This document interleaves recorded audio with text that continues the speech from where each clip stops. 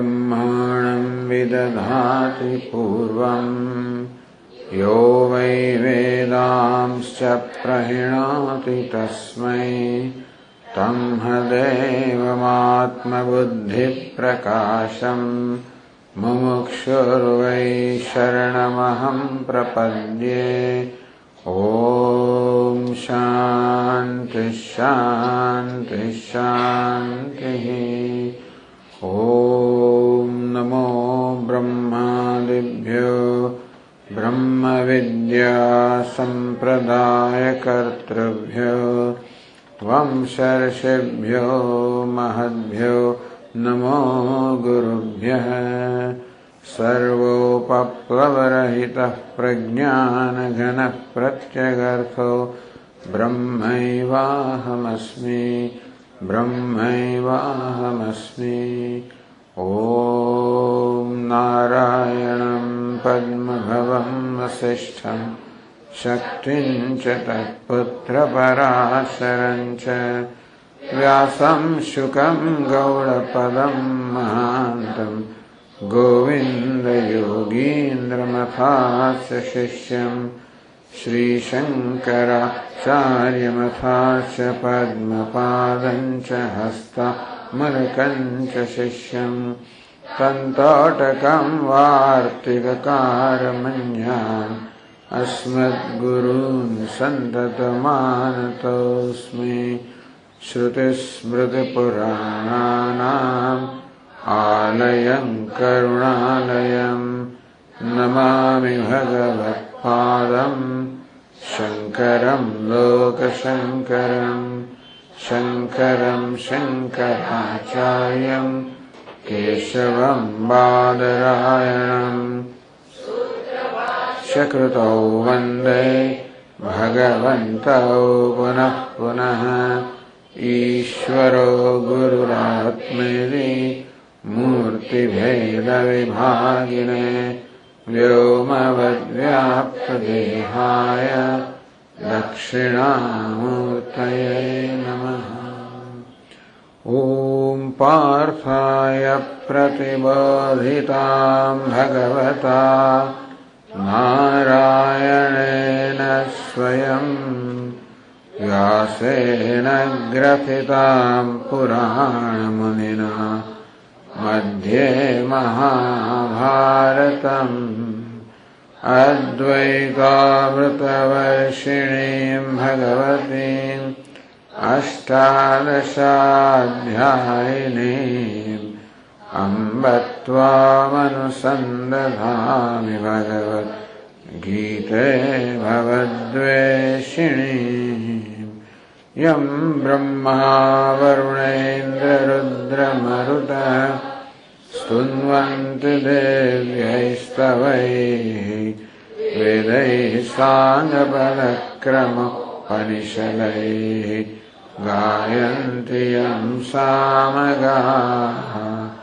ज्ञानावस्थिततद्गतेन मनसा पश्यन्ति यं योगिनः यस्यान्तन्न विदुःसुरगणाः देवाय तस्मै नमः।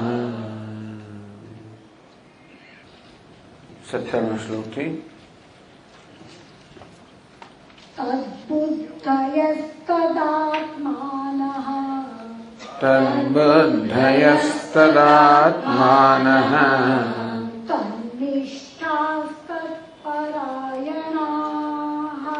तन्निष्ठास्तत्परायणाः गच्छन्त्य पुनरावृत्तिम्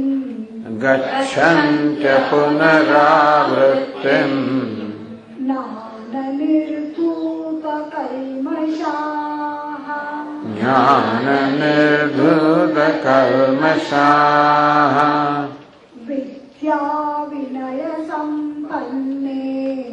विद्याविनयसम्पन्ने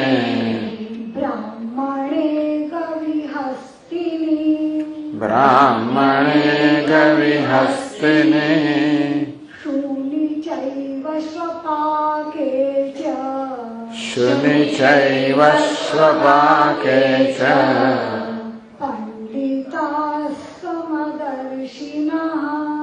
पंडिताः समदर्शिनः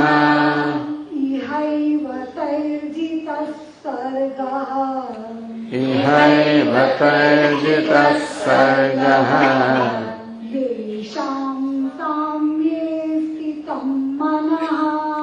येषां साम्ये स्थितं मनः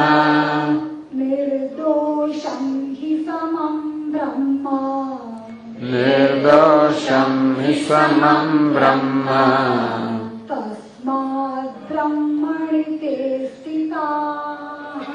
तस्माद् ब्रह्मणि ते स्थिताः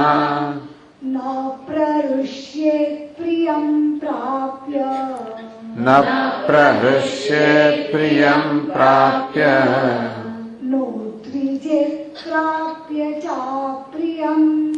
नो द्विजेत् प्राप्य चाप्रियम्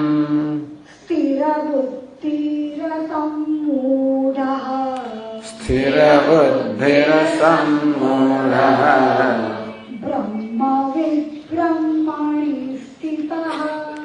ब्रह्मविद् ब्रह्मणि स्थितः ब्रह्मविद् ब्रह्मणि स्थितः ब्रह्मविद अर्थात जे ब्रह्मનું જ્ઞાતા છે બ્રહ્મજ્ઞાની બ્રહ્મણી સ્થિત જે બ્રહ્મમાં નિષ્ઠ છે એવા જ્ઞાની પુરુષનું વર્તન કેવું હોય છે એ કેમ બ્રહ્મવિદ છે કેમ બ્રહ્મનિષ્ઠ છે સ્થિર બુદ્ધિ અસમ્મૂઢ જેની બુદ્ધિ જેનું જ્ઞાન સ્થિર છે કેવું જ્ઞાન છે કે વાસ્તવમાં સર્વત્ર પ્રાણી માત્રમાં સર્વમાં એક જ સમાન નિર્દોષ આત્મા રહેલો છે એક જ પરમાત્મા એક પરમ બ્રહ્મ સર્વત્ર રહેલો છે એ જ મારો આત્મા છે ભૂતાત્મા સર્વનો આત્મા હું જ છું એ પ્રકારની સ્થિર બુદ્ધિ એ પ્રકારના જ્ઞાનમાં એનું પ્રકારનું જ્ઞાન સ્થિર છે અર્થાત આ પ્રકારના જ્ઞાનમાં કોઈ સંશય નથી કોઈ વિપરીત બુદ્ધિ નથી આ સંમૂઢ જે મોહથી વિપરીત બુદ્ધિથી મુક્ત છે બ્રહ્મવેદ જે બ્રહ્મજ્ઞાની છે બ્રહ્મણી સ્થિત જે બ્રહ્મ જ્ઞાનમાં નિષ્ઠ છે ન પ્રહૃષ્યેત પ્રિયમ પ્રાપ્ય એની સમક્ષ કોઈ પ્રિય વસ્તુ હોય અનુકૂળ હોય તો એનામાં હર્ષનો આવેગ જન્મતો નથી ન ઉદ્વિજેત પ્રાપ્ય ચ પ્રિયમ અપ્રિય વસ્તુ પ્રતિકૂળ કશું પ્રાપ્ત થાય તો એનામાં ઉદ્વેગ જન્મતો નથી આ હર્ષનો આવેગ કે શોક ઉદ્વેગ વગેરે કોનામાં જન્મે જેનામાં દેહાત બુદ્ધિ હોય દેહની અંદર ઉપાધિમાં અહમભાવ જે ધરાવનાર હોય એને બધી જ વસ્તુ સ્પર્શ કરે ટૂંકમાં દુનિયાનો બધો જ વ્યવહાર આપણા દેહને મનને બુદ્ધિને ઉપાધિને સ્પર્શતો હોય છે આમ ઠંડી અને ગરમી દેહને સ્પર્શે દેહને એનો અનુભવ થાય આપણે માન કે અપમાન મળે બુદ્ધિ અહંકારને અનુભવ થાય તો બુદ્ધિમાં અહમભાવ ધરાવનાર હોવ તો હું શું માનું આ મને માન મળ્યું મારું અપમાન થયું દેહમાં અહમભાવ ધરાવતો હો તો હું શું માનું મને ગરમી લાગે છે મને ઠંડી લાગે છે એ વસ્તુ એક સ્તરે થઈ રહી છે એનો અધ્યારોપ બીજા સ્તરે કરવામાં આવે છે આવું તો આપણે બધા કરતા જ હોઈએ છીએ અજ્ઞાનને કારણે તો સ્થિર બુદ્ધિ અસમ્મૂઢ જેને આત્માનું વાસ્તવિક જ્ઞાન પ્રાપ્ત થવાના કારણે જેનો મોહ દૂર થઈ ગયો છે અર્થાત તેઓ અધ્યારોપ મોહનો અર્થ કે અધ્યારોપ કરવો દેહને આત્મા માનવો દેહના ધર્મનો આત્મા પર અધ્યારોપ કરવો અને પોતાની જાતને દેહ જેવડો જ મર્યાદિત માનવો આનું નામ સમોહ આ સમૂઢ આ પ્રકારના સમૂહથી મુક્ત છે અને તેથી જ્ઞાનમાં જેની બુદ્ધિ સ્થિર છે તો બધી વસ્તુ દેહને તો સ્પર્શે. દેહના સ્તરે, ઉપાધિના સ્તરે આ જ્ઞાની પુરુષને પણ એવા જ અનુભવો થતા હોય જે બીજા બધાને થતા હોય. એને પણ જીવનમાં ઠંડી, ગરમી, અગવડ, સગવડ, માન, અપમાન, સ્તુતિ, નિંદા આ બધું પ્રાપ્ત થતું હોય. કારણ કે આ બધું તો પ્રારબ્ધને કારણે આવતું હોય છે અને કોઈ પણ એનાથી મુક્ત નથી હોતું. પ્રારબ્ધ આ બધી વસ્તુ લઈ આવતું જ હોય છે. પરંતુ અજ્ઞાની પુરુષ ઉપાધિને આત્મા માનતો હોવાના કારણે એમ માને કે આ બધું મને થઈ રહ્યું છે અને એટલા માટે અનેક પ્રકારના પ્રત્યાઘાતો એનામાંથી જન્મતા હોય છે. જ્યારે જ્ઞાની પુરુષ જાણે છે આ બધું દેહના સ્તરે થઈ રહ્યું છે. જેમ અભિનેતા ભિખારનો વેશ પહેરતો હોય અને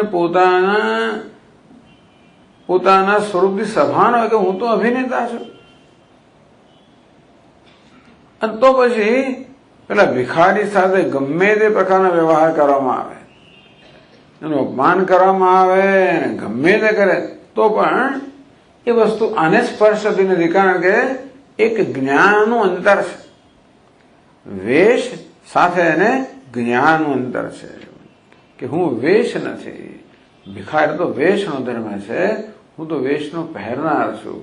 આ પ્રકારે જેને પોતાના સ્વરૂપની સભાનતા છે, તો પછી એને આ નાટકની અંદર કોઈ અપમાન કરે તો એ એકદમ ઉછળી પડે એવું નથી થતું. એ તો પોતાની સ્ક્રિપ્ટ, નાટકની જે સ્ક્રિપ્ટ હોય એ પ્રમાણે જ બધું વર્તન કરતો હોય છે. ચાલો પછી હવે કોઈ પ્રશ્ન કરે છે કે જ્યાં સુધી આવું ક્યારે શક્ય બને કે હું કોઈ પ્રકારના પ્રત્યાઘાતો ન દર્શાવું, જ્યારે મને આંતરિક બ્રહ્મનો આનંદ મળતો હોય ત્યારે. પણ જ્યાં સુધી મારું મન આ વિષયમાં જતું હોય ત્યાં સુધી તો મારું મન બહિર્મુખ હોવાનું અને ત્યાં સુધી બધી વસ્તુઓ મારા પર અસર કરવાની. એટલે ભગવાન 21મા શ્લોકની અંદર એ વસ્તુનો આપણને ઉત્તર આપે છે.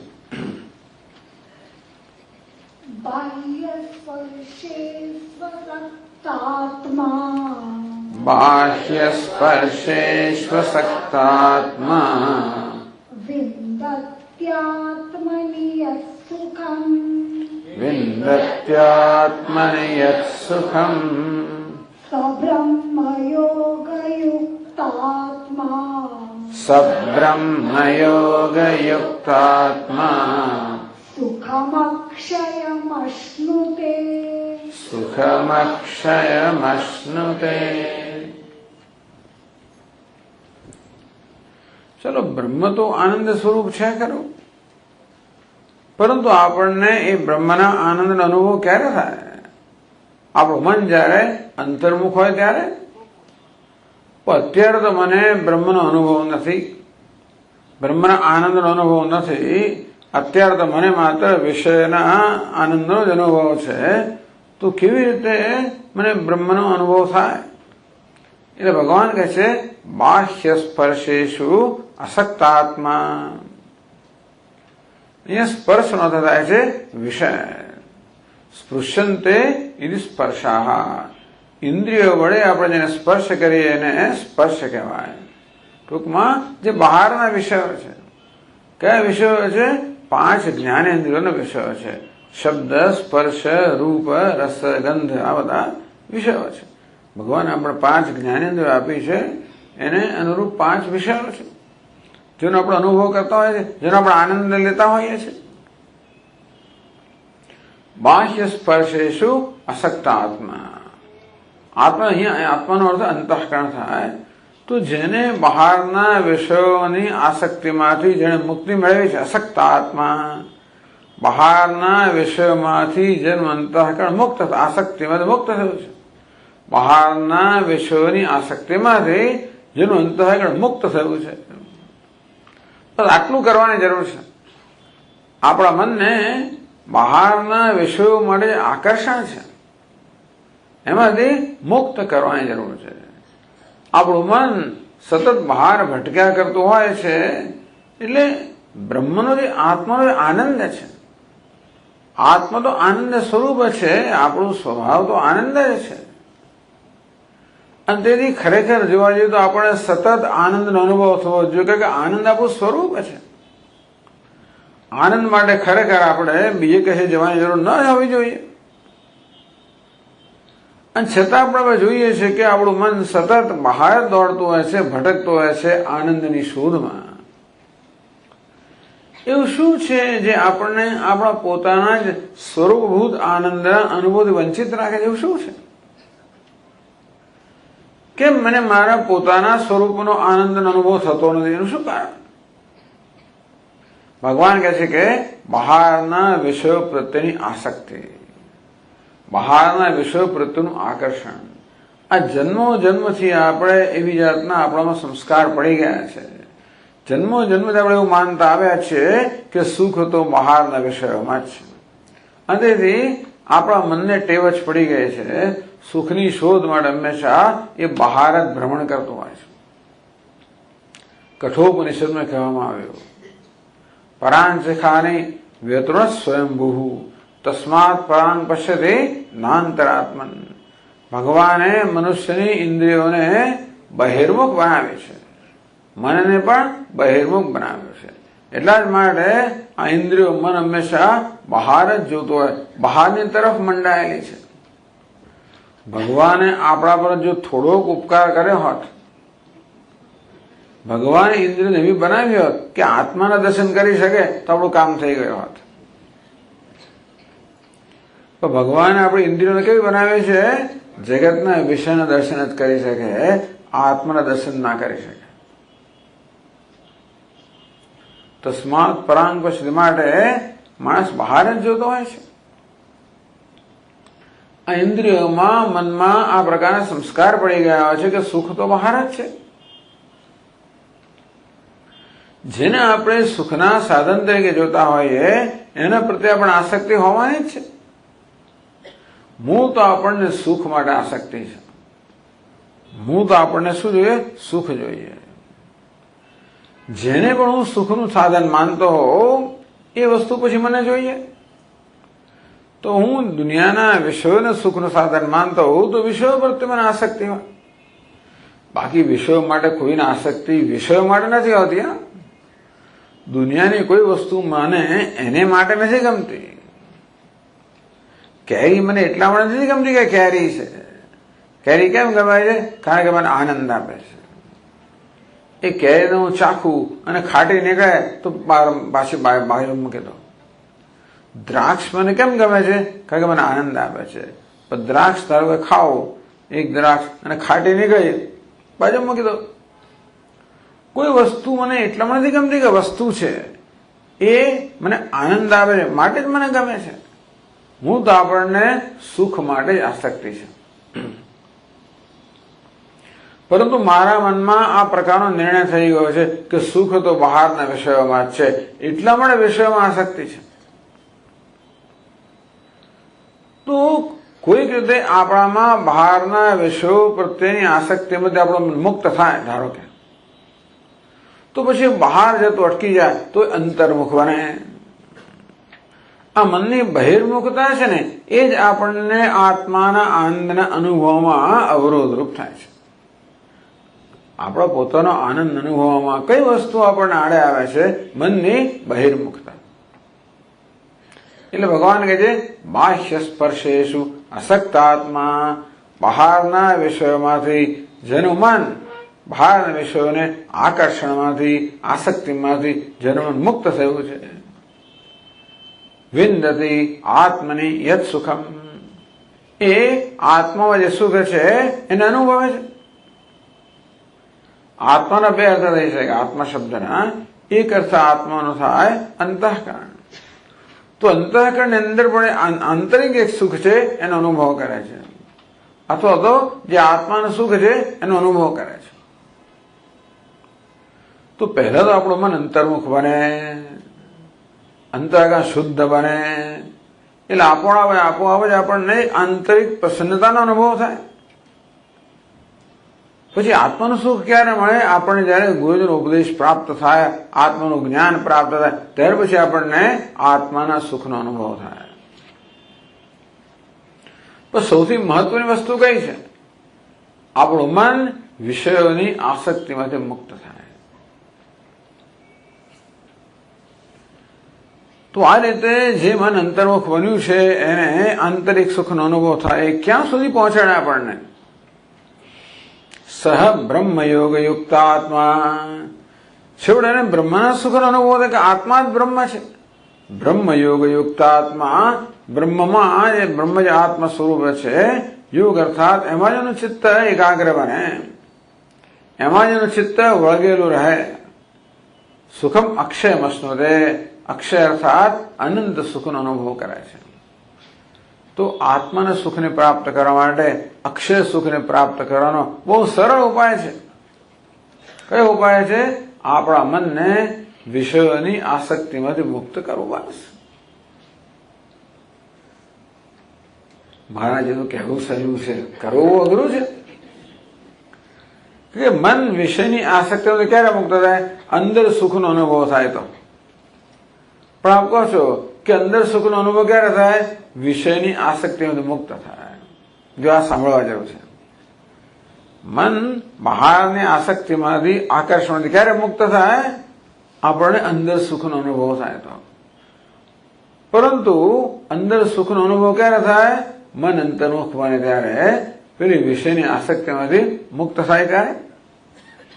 અને વેદાંતમાં કે અન્યોન્ય આશ્રય. જેવી રીતે કોઈને પૂછવામાં આવે કે ભાઈ પ્રેમપુરી આશ્રમ ક્યાં છે? તો કે બાબુલનાથની સામે. પૂછે બાબુલનાથ ક્યાં છે? પ્રેમપુરીની સામે. કે હું કોઈ આપણને કે પ્રેમપુરી ક્યાં છે? બાબુલનાથની સામે. બાબુલનાથ ક્યાં છે? પ્રેમપુરીની સામે. તમને કહો તમે શોધી શકો ખરા? કારણ કે બાબુલનાથને જાણવા માટે પ્રેમપુરી જાણવું પડે, અને પ્રેમપુરી જાણવા માટે બાબુલનાથને જાણવું પડે. અન્યોન્ય આશ્રય આપણે શોધી ના શકીએ. તેવી રીતે આપણને આંતરિક સુખનો અનુભવ ક્યારે થાય? આપણું મન બહારના વિષયમાં આસક્તિથી મુક્ત થાય. એ મુક્ત ક્યારે થાય? અંદર સુખનો અનુભવ થાય ત્યારે.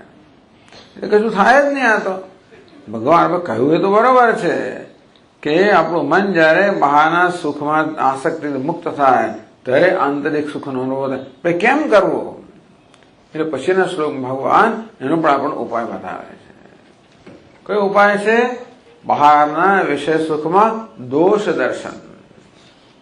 તો 22મા શ્લોકમાં કહે છે યેહિ સંસ્પર્શજા ભોગાઃ યેહિ સંસ્પર્શજા ભોગાઃ દુઃખયોનય એવ તે દુઃખયોનય એવ તે આદ્યંતવંત કૌંતેય આદ્યંતવંતઃ કૌંતેય ન તેષુ રમતે બુધઃ ન તેષુ રમતે બુધઃ.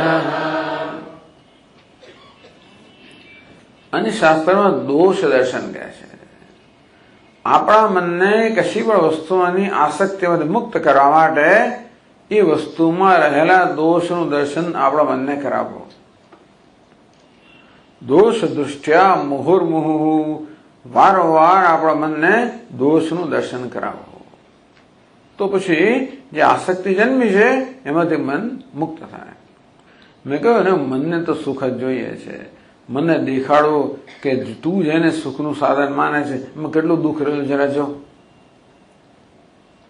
એ દેખાડીએ તો ધીમે ધીમે પછી મનમાં જે આસક્તિ છે, એક નશો ચડેલો છે ને, એ નશામાંથી મુક્ત થાય. અત્યારે પણ એક નશો જ ચડેલો છે.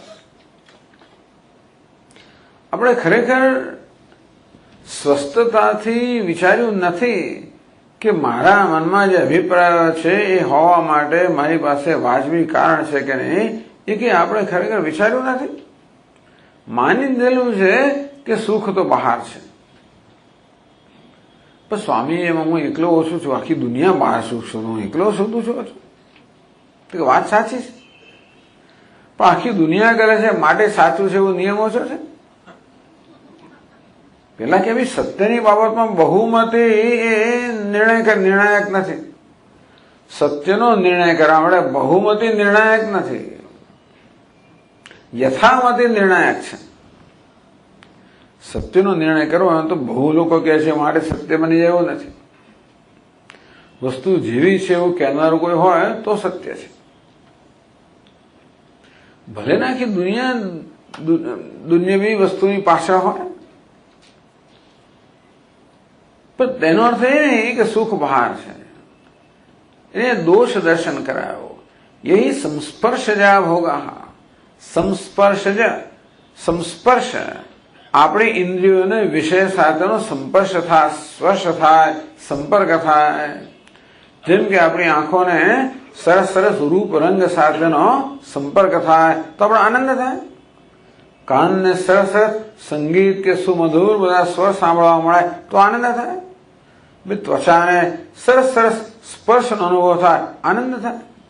આપણી જીભને સરસ સરસ સ્વાદનો અનુભવ થાય, આનંદ થાય. નાસિકાને સરસ સરસ ગંધનો અનુભવ થાય, આનંદ થાય. આપણી બુદ્ધિને કે સન્માન મળે, પ્રતિષ્ઠા મળે, આપણી સ્તુતિ થાય, આનંદ થાય. આપણી મનને લાગણીને પણ કોઈ પ્રિય વ્યક્તિ મળી જાય, કોઈ વિજય તો પણ આનંદ થાય. ઇન્દ્રિયોના સ્તરે, મનના સ્તરે, બુદ્ધિના સ્તરે, અહંકારના સ્તરે, બધા સ્તરે આપણને સુખ મળતું હોય છે. તે સ્તરે આપણે જેને પ્રિય કહીએ છીએ તે વિષયો પ્રાપ્ત થાય તો યહી સંસ્પર્શજા ભોગા. બે પ્રકારના ભોગ થયા. એક પ્રકારનો ભોગ કે આનંદ કેવો છે જે બહારના વિષયોમાંથી આવતો હોય એવું લાગે. બીજો આનંદ કયો છે જે આત્માનો આનંદ છે, જે આનંદ ઉત્પન્ન થયેલો નથી, જે સહજ છે. સુખમાં આત્યંતિકમ યતત બુદ્ધિગ્રાહ્યમતી ઇન્દ્રિયમ. ભગવાન છઠ્ઠા અધ્યાયમાં કહેવાના છે. યત્રોપરમતે ચિત્તમ નિરુદ્ધમ યોગ સેવયા યત્ર ચૈવાત્માત્માનમ પશ્યન્નાત્મને. કે આત્મા આનંદ સ્વરૂપ છે એનો અનુભવ કરનાર જ્ઞાની પુરુષ એમાં જ નિષ્ઠ છે. પણ ચાલો આપણે હવે વિષયના સુખની વાત કરીએ. ભગવાન કે હે અર્જુન, આ વિષયો સાથે ઇન્દ્રિયોનો સંપર્ક થાય જે સુખમાં જન્મે છે એ તો ખરેખર દુઃખ એવો નય, એ તો દુઃખનું જ કારણ છે, દુઃખ જ રહેલું છે. આ વાતની ચર્ચા આપણે યોગ શાસ્ત્રમાં પ્રાપ્ત થાય છે. આપણે યોગ શાસ્ત્ર કહે છે કે તમે જયારે વિચાર કરો કે વિષય સુખમાંથી, વિષયોના સંપર્કમાંથી સુખ મળે છે એના વિશે વિચાર કરો કે બધા સ્તરે દુઃખ રહેલું છે. પરિણામમાં દુઃખ, એમાં સંતાપનું દુઃખ, એનું સંસ્કારનું દુઃખ, એનું બંધનનું દુઃખ, બધા પ્રકારના દુઃખ રહેલા છે. દુઃખ એવું ને જો પહેલા તો પરિણામ દુઃખ. આપણને જે સરસ ભોજન, સરસ સ્પર્શ, સરસ સંગીત, જે કઈ ઇન્દ્રિયોના વિષયો હોય જે આપણે સુખ આપતા જણાય છે એના પરિણામે દુઃખ જન્મે. એનું કારણ તમને કહું કે એ વિષયનો અનુભવ કર્યા પછી આપણી ઈચ્છા સંતોષાય જેવું નથી હોતું. તાત્કાલિક કદાચ આપણી ઈચ્છા સંતોષાય, પરંતુ એક ઈચ્છાને સંતોષીએ એટલે એની જગ્યાએ બી ઈચ્છા જન્મવાની છે. આવો આપણો અનુભવ છે. મહાભારતમાં કહેવામાં આવ્યું ન જાતું કામ કામાનામ ઉપભોગેન શામ્યતે. કે કામનાઓનો તૃપ્ત કરવાથી કામનાઓ ક્ષમતી નથી. જેવી રીતે અગ્નિમાં ઘી હોમવાથી અગ્નિ ક્ષમતો નથી, તેવી રીતે કામનાઓને સંતોષવાથી કામનાઓ ક્યારેય શાંત થતી નથી, એ તો વધતી જ જાય છે. એટલે આપણો ઈચ્છા કરે કે મારે આ ફલાણી વસ્તુ જોઈએ છે, ચાલો મનને આપણે ઈચ્છા પૂરી કરે.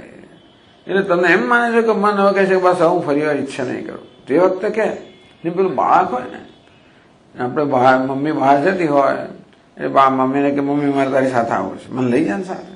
ના, નહીં લઈ જાઉં. જેટલી વાર તું આવે છે એટલી વાર માંગે છે. મમ્મી સ્ટોરમાં જાય છે ને, નહીં માંગુ મમ્મી, નહીં હું નહીં લઈ જાઉં, નહીં માંગો મમ્મી.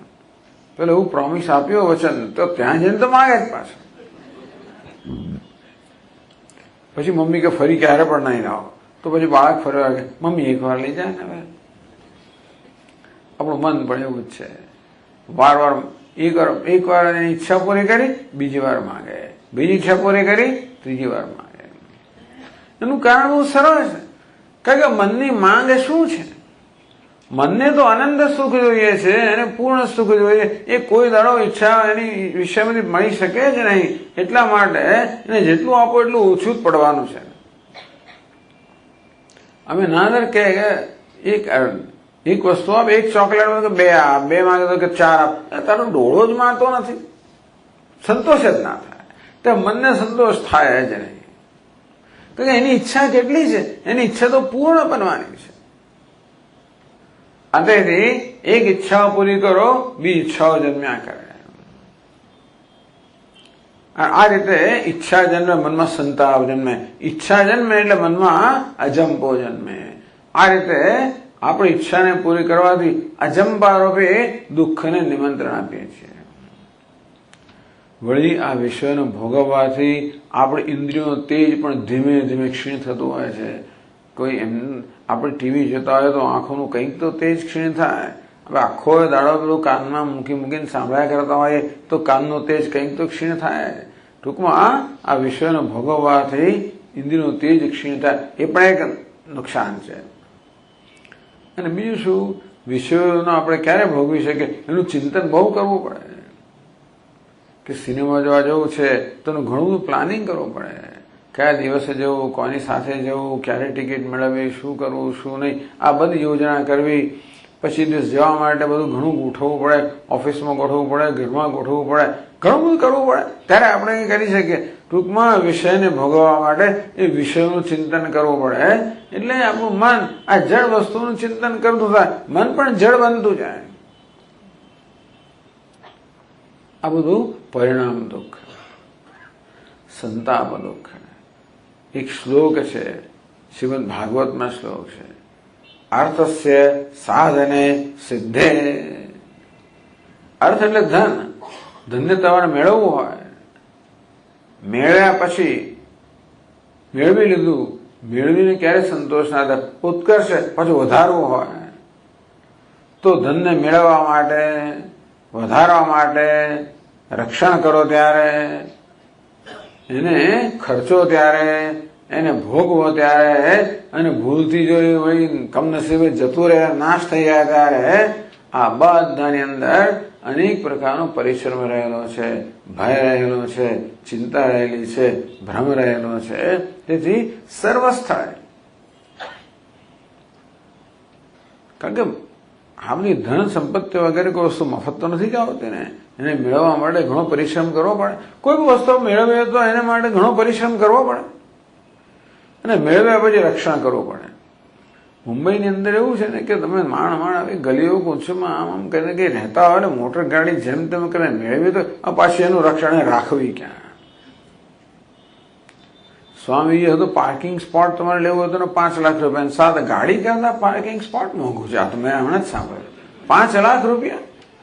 મકાન તમે ખરીદો ત્યારે, તો ફ્લેટ લો ત્યારે તમારે પાર્કિંગ સ્પેસ તો મળે, તો એ ના મળે. એ પછી એને વચન આપ્યું, પણ ખરેખર સમય આવે ત્યારે પછી કે ભાઈ તમે પાર્કિંગ જો તો 7 લાખ રૂપિયા આપો. ગાડી કરતા મોંઘું થઈ જાય. વસ્તુ મેળવવામાં પરિશ્રમ, રક્ષણ કરવામાં પરિશ્રમ. રોજ પાછું જોવું પડે કે બધું સલામત છે કે નહીં, અંદરનું ટેપ રેકોર્ડર સલામત છે કે નહીં, સીડી પ્લેયર સલામત છે કે નહીં, પેલું ફલાણું સલામત છે કે નહીં, જોવું પડે બધું. રક્ષણની ચિંતા, મેળવવામાં પરિશ્રમ, રક્ષણની ચિંતા. અને પછી જેટલી વાર આપણા મુંબઈના રસ્તાઓ ગાડી ચલાવતા હોય આમ, અને ખાડો ખટાખટ ખટાખટ, અંદર કઈ ખટાખટ થાય આપણે ગાડી, આપણે નવી થાય જ. હવે નવી મોટર ગાડી છે ને, જો ને એની કેવી હાલત થાય છે, કકડાટ કકડાટ મન કરે.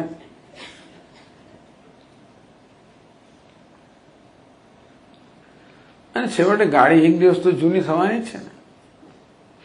એ તો વિયોગ થતા વળી પાછું દુઃખ. એ સંસ્પર્શજા ભોગા દુઃખયો ન એવતે. વળી પાછા આપણે મનમાં ઈચ્છા કરતા હોય એટલે ઈચ્છાને અનુકૂળ વસ્તુ મળે, રાગ જન્મે, પ્રતિકૂળ મળે દ્વેષ જન્મે.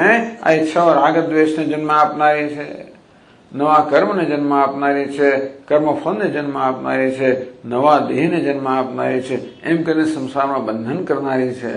સર્વ રીતે જોવા જઈએ તો આ વિષયોનું સુખ જે છે એ સર્વ રીતે દુઃખનું જ કારણ છે, હમણાં અને ભવિષ્યમાં. હે અર્જુન, તારા મનને આ બધું દેખાડ, ખાલી આવું બોલીને રાખી ના જઈશ. સ્વામી સમજી લીધું, સમજવાનું પૂરતું નથી. આ બધી વસ્તુઓ છે, કેટલીક વસ્તુ એવી છે ને કે આપણું મન જ્યારે બરોબર જુએ ને ત્યારે જ એને ખબર પડે. બુદ્ધિમાં સમજ એક વસ્તુ છે અને આ મનનો અનુભવ બીજી વસ્તુ છે. ઘણી વસ્તુ બુદ્ધિ સમજતી હોય છે, પેલું મન જે છે ને એમાં આ ઉતરતું નથી. એટલે આપણું મન ઈચ્છા કરનારું મન છે. ઈચ્છા કરનારા મનને આપણે આ દેખાડો કે જો આ ગયા વખતે થયું, જો કેવી થપાટ પડી હતી, શું થયું હતું જરા જો, કેવી મુશ્કેલી પડેલી, કેવું દુઃખ સહન કરવું પડતું, આપણે મનને બધું બતાવીએ. દુઃખ યોને એવતે આદ્યંતવંત કૌંતેય. વળી હે અર્જુન, આ વિષયમાં જન્મનારું સુખ છે એ તો આદિન અંત વાળો છે. બી શાસ્ત્રમાં કહ્યું છે કે જે આદિમાં પણ નથી, અંતમાં પણ નથી, એ વશમાં પણ નથી. ટૂંકમાં વશમાં જયારે જણાય છે ત્યારે પણ મિથ્યા છે. ન તેષુ રમતે બુધઃ. હે અર્જુન, બુદ્ધિમાન પુરુષ છે એ ક્યારે પણ આ વિષયોના સુખમાં રમણ કરતો નથી. ટૂંકમાં વિષયના સુખમાં રમણ કોણ કરે? અવિવેકી માણસ જ રમણ કરે, જેને જીવનમાં કશું વિચાર્યું જ નથી, જેને જીવન વિશે કોઈ સમજ જ નથી, જેને જીવનમાં કોઈ ઉત્કૃષ્ટ ધ્યેયને વિચાર્યું જ નથી. ઘણા લોકો એવા હોય છે જેમની બુદ્ધિમાં કશું એવી જડતા હોય કે એ લોકો બીજું કઈ વિચારી જ ના શકે.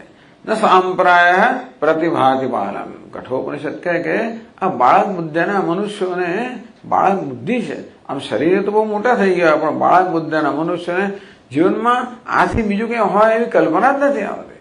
અયમ લોક નાસ્તિ પર માને.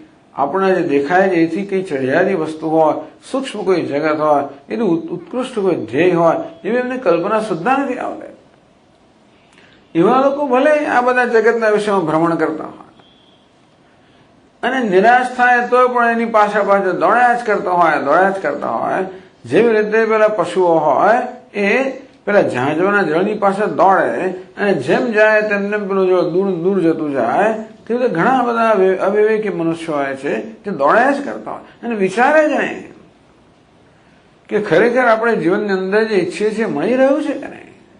માત્ર વિષય સુખની પાછળ દોડવાથી આપણને સુખ મળી રહ્યું છે કે નહીં, મનની શાંતિ મળે છે કે નહીં, વિચારે જ નહીં. અંતેથી વધુ ને વધુ દુઃખની અંદર એ લોકો ધકેલાતા જ જાય. ન તેષુ રમતે બુધઃ. હે અર્જુન, બુદ્ધિમાન મનુષ્ય ક્યારે પણ આ વિષય સુખની અંદર રમણ કરતો નથી. સ્વામીજી હવે વાત તો બહુ સરસ કહી, પણ શું થાય ખબર છે, આપણે મનને આ બધું સમજાવીએ ને તોય ઘણીવાર મન માનતું જ નથી. પેલું સામાન્ય રીતે અમે મા બાપો સાથે વાત કરીએ ને કે મા બાપો પૂછતા હોય કે સ્વામીજી આપણા આ બાળકો સાથે કેવી રીતે કામ પાર પાડો, એવી રીતે તો આપણે કઈ ભાઈ સમજાવીને વાત કરો, એમને સમજાવો, એમને યુક્તિથી દલીલથી સમજાવો કે તમારો જે અભિપ્રાય છે કેમ તમારો અભિપ્રાય છે એની પાછળ જે કારણ છે એને સમજાવો તો બાળકો જોઈ શકશે અને તો ભાઈ તમારા અભિપ્રાય પ્રમાણે એ લોકો વર્તશે. કે સ્વામીજીએ જીદ લીધી હોય તો છોડતા જ નથી. તો કે તમે જરા એમની સાથે થોડી વાર્તાલાપ કરો. સ્વામીજી છોડતા જ નથી. ટૂંકમાં એવી જાત એવું કહેવામાં આવતું હોય છે કે ઘણી વાર બાળકોએ કે યુવાનોએ જીદ લીધી હોય પૂરી કરીને છોડે. ટૂંકમાં ગમે તો દલીલ કરો તો એ કે હું તો કરી છે. જેમ પેલો દુષ્ટ એટલે ઘરની અંદર છોકરાઓ ઉછળતા હોય ને, બધા ઘરની અંદર ભાઈ હોય, બહેન હોય, બધા હોય તો ઘણી વાર આ બધા લોકોને ટેવ હોય છે પેલા ભાઈઓને એક આ ભાઈ કેવો છે ખબર છે, એ પેલી બહેનને મારવાની બહુ ટેવ. એની માં એને કહે કે તું જો આ બહેનને મારીશ ને તો તારા હાથમાં કાંટા ઉગશે, કાંટા ઉગશે. કઈ વાંધો તો કાંટા સાથે મારીશ. આવો દુષ્ટ, ઘણા આવો દુષ્ટ હોય છે. તે રીતે આપણું મન પણ દુષ્ટ થઈ ગયું હોય છે. તો પછી એને શું કરવું? તો ભગવાન 23મા શ્લોકમાં આપણને કહે છે એના માટે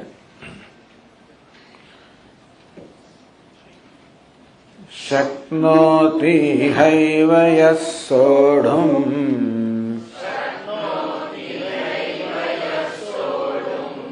પ્રાક શરીર વિમોક્ષણાત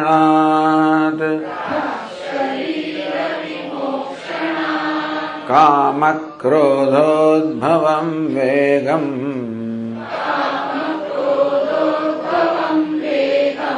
સંયુક્તઃ સ સુખી નરઃ.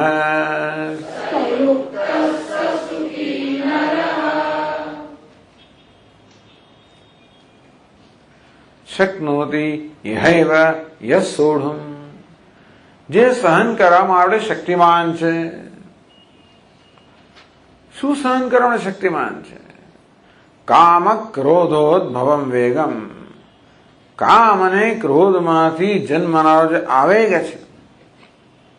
આપણા મનમાં જયારે કામ ઉત્પન્ન થાય ત્યારે એક આવેગ જન્મતો હોય છે, ક્રોધ ઉત્પન્ન થાય ત્યારે પણ એક આવેગ જન્મતો હોય છે, તેમ લોભ ઉત્પન્ન થાય ત્યારે પણ એક આવેગ જન્મતો હોય છે.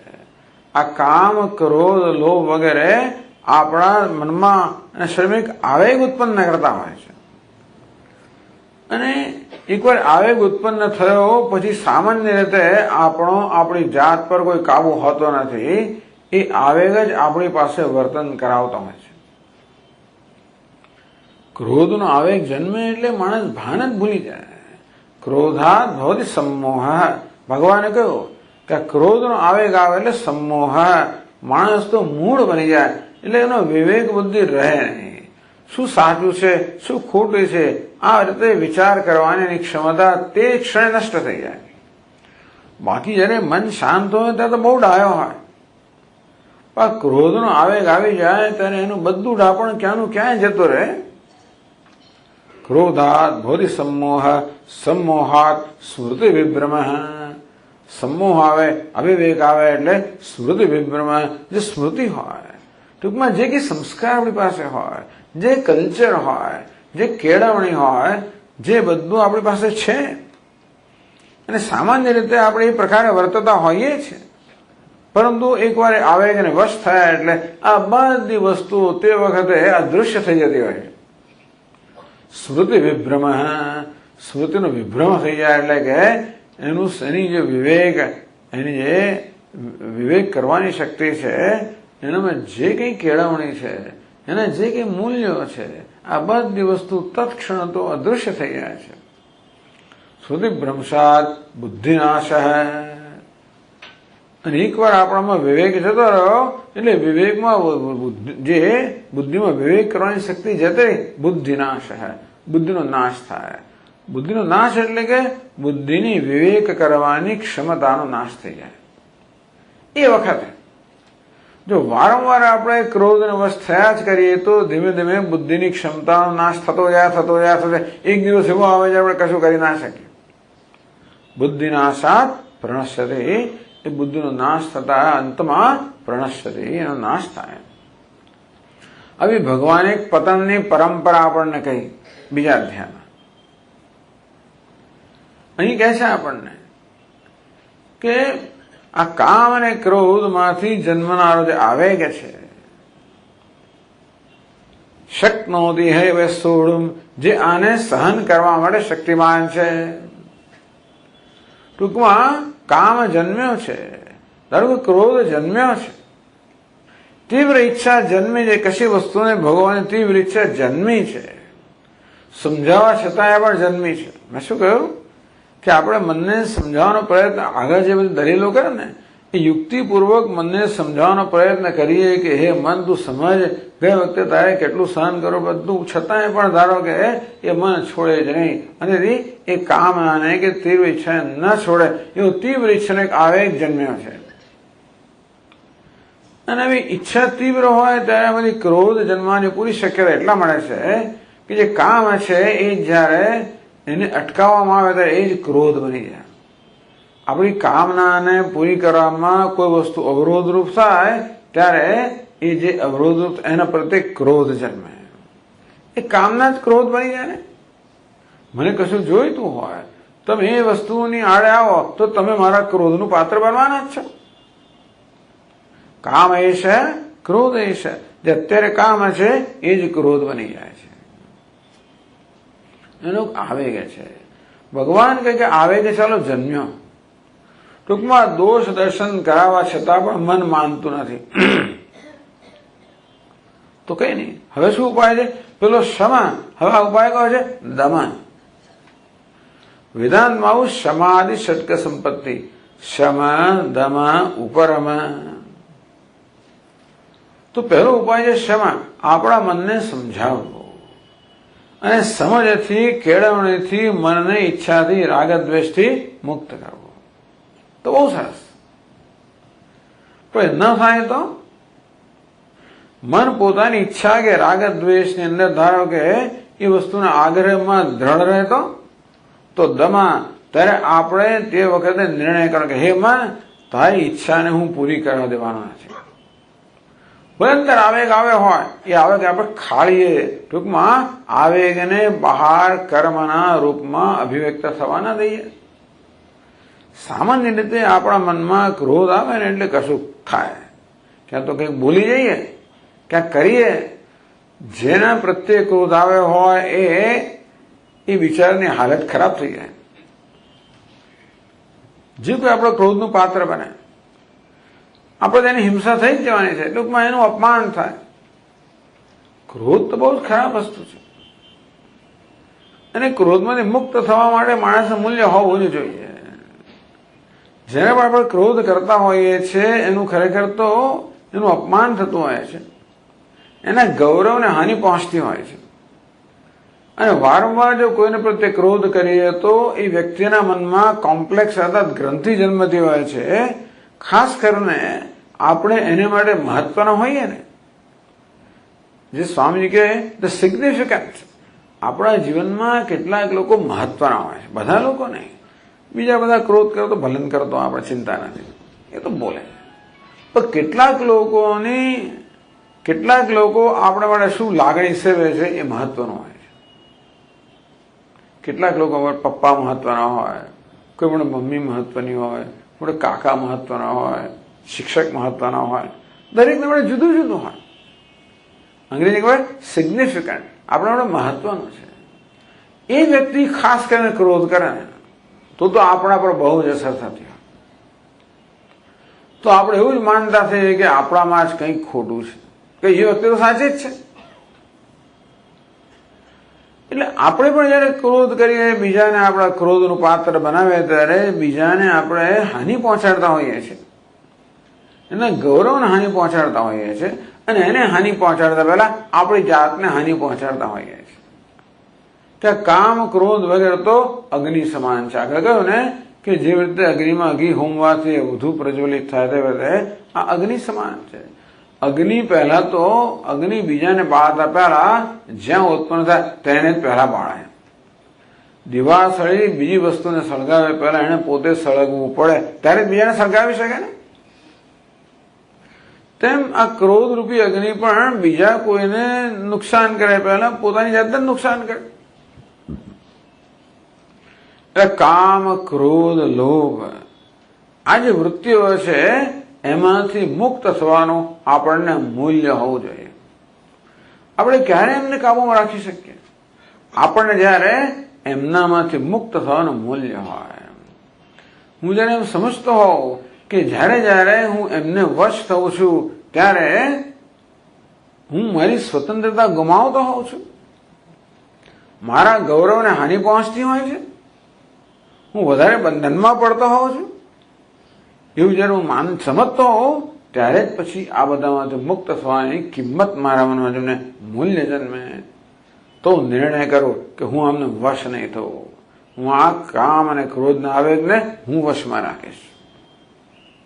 ભગવાન કે આ પ્રકારે જે કામ અને ક્રોધના આવેગ જન્મે તો ખરો પણ વશમાં રાખે છે. સ યુક્ત સ સુખી નર એ યોગી છે. ભગવાન એને યોગી કહે છે. સ નર એ જ માણસ કહેવડાવવા યોગ્ય છે. કે બાકી તો પશુઓ તો છે એ પોતાના આવેગને વશ થઈને જ બધું વર્તન કરતા હોય છે. માણસ કોને કહેવાય? જે આવેગને વશ ના થાય. સ સુખી એ જ મનુષ્ય સુખી થઈ શકે. બાકી પોતાના આવેગને વશ માણસ સુખી ના થઈ શકે. સ યુક્ત સ સુખી નર. એટલે વેદાંતના સાધકે આ પ્રકારે પોતાના આવેગોને વશમાં રાખતા શીખવું પડે.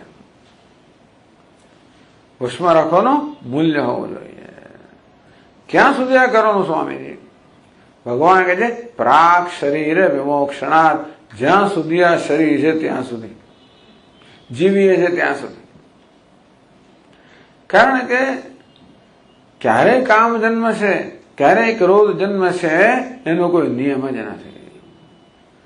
ક્રોધ ને કામ અને ક્રોધને જન્મના હજારો કારણો ચારે બાજુ હોય છે. ક્યારે કઈ કોઈ બટન દબાવશે એનું કહી ના શકાય. આપણો હજી બધા બટનો છે ને, ક્યારે કોણ બટન દબાવશે ભગવાન જાણે, અને ક્યારે મારામાં આ વસ્તુ જન્મ છે કે કહેવાય નહીં. મળે સાવધાન રહેવું અને આ મન પર વિશ્વાસ ન રાખવો, કામ ક્રોધ પર વિશ્વાસ ન રાખવો, સાવધાન રહેવું અને એમના વેગને હંમેશા ખાળવો. એમ કરવાથી ધીમે ધીમે ધીમે આપણા કામ અને ક્રોધથી મુક્ત થતા જઈશું. એક સમય એવો આવશે કે ક્યાં કે આ કામ અને ક્રોધનો આવેગ આપણા મનમાં જન્મે જ નહીં, એવો સમય આવશે. બસ તો આપણે બહુ મહાન સિદ્ધિ પ્રાપ્ત કરી, બડા યોગી બની ગયા. પરંતુ આપણે એને વશમાં રાખીએ જ યોગી બન્યા. પછી જન્મે જ નહીં તો બહુ, પછી તો ઉત્તમ, એના ઉત્તમ કશું જ નથી. એના પરિણામે બસ. એટલે હમણાં છેલ્લા થોડા શ્લોકોની અંદર ભગવાને પ્રસંગોપાત વાત કરી. ભગવાન અત્યારે આપણને શેનું નિરૂપણ કરે છે? આપણી સમક્ષ નિરૂપણ શેનું કરી રહ્યા છે? સંન્યાસનું, વિદ્વત સંન્યાસનું, જ્ઞાની મહાપુરુષનું નિરૂપણ કરી રહ્યા છે. એ કરતા કરતા ભગવાને જરા આસક્તિમાંથી મુક્ત થવું. એ મુક્ત થવા માટે બહારના વિષયના સુખનો દોષ દર્શન કરવું.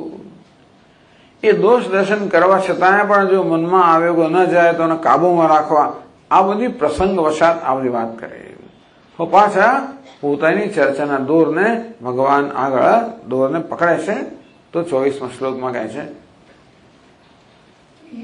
તત્સુખોંતરારામઃ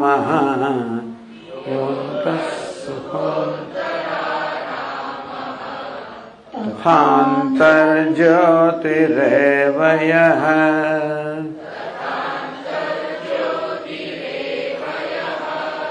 સ યોગી બ્રહ્મ નિર્વાણમ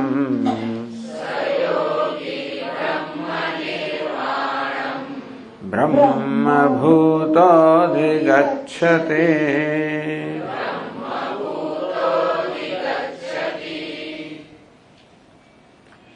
એ જ યોગીનું વર્ણન કરે છે. એને યોગી કહો, જ્ઞાની કહો, સંન્યાસી કહો, ભક્ત કહો, સ્થિતપ્રજ્ઞ કહો, જે કહો તે કહો. ભગવાન અહીંયા યોગી શબ્દ વાપરે છે. સ યોગી બ્રહ્મ નિર્વાણમ, સ બ્રહ્મભૂત યોગી. એ બ્રહ્મ બની ગયેલો યોગી. તો આ જ્ઞાની પુરુષ શું બની ગયો છે? બ્રહ્મ બની ગયો છે. બ્રહ્મ સન્ન બ્રહ્મ અપ્યેતિ. ખરેખર તો આત્મા બ્રહ્મ જ છે. અહમ બ્રહ્માસ્મિ સર્વમ ખલુ ઇદમ. સર્વ બ્રહ્મ છે, બધા બ્રહ્મ જ છે. હું ને તમે બધા પૂર્ણ જ છીએ. આપણે બધા બ્રહ્મ જ છીએ. એક અને દ્વિતીય બ્રહ્મ એ આપણો સ્વભાવ છે. પરંતુ અજ્ઞાન જે છે આપણને એ બ્રહ્મપણાથી વંચિત રાખે છે. એ પ્રકારે અજ્ઞાન જેનું દૂર થયું છે, બ્રહ્મભૂત, એ પોતાના બ્રહ્મપણાનો માલિક બને છે. બીજું કઈ થતું નથી. જેમ 10મો છોકરો શોધી રહ્યો છે 10મા ને, જે શોધે છે 10મો જ છે, પણ અજ્ઞાનને કારણે માને છે કે 10મો ખોવાઈ ગયો છે, ચારે બાજુ શોધી રહ્યો છે. એને જયારે ઉપદેશ કરવામાં કે તું 10મો છે, ત્યારે એ જ્ઞાનથી પોતાના 10માપણાનો માલિક બને છે. એને કે 10મો ગુણ પ્રાપ્ત નથી થતો, ખરું ને? એ 10મો બની ગયો, એવું નહીં કે 9મો માણસ 10મો બની ગયો. 9મો કદાચ 10મો બને જ નહીં, અને બને તો ભાઈ પાછો 9મો બની જાય. કોઈ દડો વસ્તુના સ્વભાવમાં પરિવર્તન ના આવે. આ તો અજ્ઞાનને કારણે જે પોતાના 9મો માનતો હતો એને હવે ટ્યુબલાઇટ થઈ ગયો, હું 10મો છું. જે 10મો હતો એ 10મો બની ગયો. જે બ્રહ્મ છે એ જ બ્રહ્મ બની જાય છે. જે બ્રહ્મ છે પરંતુ અજ્ઞાનને કારણે પોતાને જીવ માને છે. વિચાર કરો, આ કોણ દુઃખી થઈ રહ્યું છે? કોના મોહ પર આવી રીતે શોક છે, વિષાદ છે, નિરાશા છે? કોના મોહ પર છે? બ્રહ્મના? સ્વામીજી, આ બધું દુઃખ કોણ સહન કરી રહ્યું છે? સહન કરનાર બીજું કોઈ છે જ નહીં, એક જ છે, એક જ ચૈતન્ય છે, તે બ્રહ્મ, પરમાત્મા. એવું તો કે હોય સ્વામી, તો કે એ જ છે. પરમાત્મા દુઃખ સહન કરે? આ બધું માનવું કે શીખવું અઘરું પડી જાય છે, પણ આ સમજાવવા માટે ઉપનિષદ કહે છે તત્સૃષ્ટવા તદેવાનું પ્રાવેશ. પરમાત્માએ આ બધા નામરૂપનું સર્જન કર્યું, એને જ એમાં પ્રવેશ કર્યો અને પોતે જ હવે આ બધા રૂપે વ્યવહાર કરી રહ્યો છે. એ જ એને જ બધા નામ ધારણ કર્યા છે. હું જ શર્મા છું, હું જ મિશ્રા છું, હું જ ફલાણો છું, એમ કરીને પોતે જ બધા નામ ધારણ કરે, પોતે જ વ્યવહાર કરી રહ્યો છે. શિવ થકી જીવ થયો અનેક રસ લેવાને. જાણે કે એને સમજાવો કેવી રીતે? જેમ સમજાવવું હોય તેમ સમજાવો. પણ છેવટે મહત્વની વસ્તુ એ છે કે જે પોતાને જીવ માને છે એ વાસ્તવમાં શિવ છે. એટલે વેદાંત એનું કારણ શું સમજાવે છે? અજ્ઞાન. શિવ જે છે એ અજ્ઞાનને કારણે પોતાને જીવ માને છે. અજ્ઞાન દૂર થાય એટલે હવે એને જ્ઞાન થયું કે હું શિવ છું. બ્રહ્મભૂત શિવભૂત એ બ્રહ્મ બની ગયો. બ્રહ્મભૂત એ કેવો છે? અંત સુખ. આ જ્ઞાની પુરુષ જે બ્રહ્મમાં અનિષ્ઠ છે એનું સુખ ક્યાંથી આવે છે? અંત સુખ. એનું સુખ અંદરથી આવે છે, આત્મામાંથી આવે છે, બહારથી ક્યાંથી નથી આવતું. ટૂંકમાં એને સુખી થવા માટે કે સુખનો અનુભવ કરવા માટે બહારના કોઈ વિષય પર આધાર રાખવો પડતો નથી. અંત સુખ. સુખ તો સ્વરૂપ જ છે, એનું એકલાનું નહીં, આપણું બધાનું સ્વરૂપ છે. પરંતુ અજ્ઞાન આવરણને કારણે સુખ જાણે કે ઢંકાઈ ગયું છે, તેથી એનો અનુભવ થતો નથી. એ બધું સુખની આડે રહેલો બધા અવરોધ દૂર થવાથી સુખ સ્વાભાવિક અભિવ્યક્ત થાય છે. એના હૃદયમાંથી સુખ કે આનંદની સ્વાભાવિક અભિવ્યક્તિ છે. અંદરથી આનંદમાં હોવા માટે કોઈનો પ્રયત્ન નથી કરવો પડતો. અંત સુખ. અંતરા રામ. એનો આરામ, એનું રમણ. એનું ચિત્ત શેમાં રમણ કરે છે? એનું ચિત્ત શેમાં ક્રીડા કરે છે? કોઈ બહારની વસ્તુમાં નહીં, આત્મામાં જ ક્રીડા કરે છે, આત્મામાં જ રમણ કરે છે. અંતર જ્યોતિ. આત્મા જ જ્ઞાન સ્વરૂપ છે, આત્મા સુખ સ્વરૂપ છે, આત્મા સચ્ચિદાનંદ સ્વરૂપ છે. અંતર જ્યોતિ આત્મા ચિત્ત સ્વરૂપ છે, જ્ઞાન સ્વરૂપ છે. અંત સુખ આત્મા સુખ સ્વરૂપ છે, આનંદ સ્વરૂપ છે. અંતરા રામ આત્મા સત સ્વરૂપ છે, સચ્ચિત આનંદ. એ આત્મામાં જ નિષ્ઠ છે.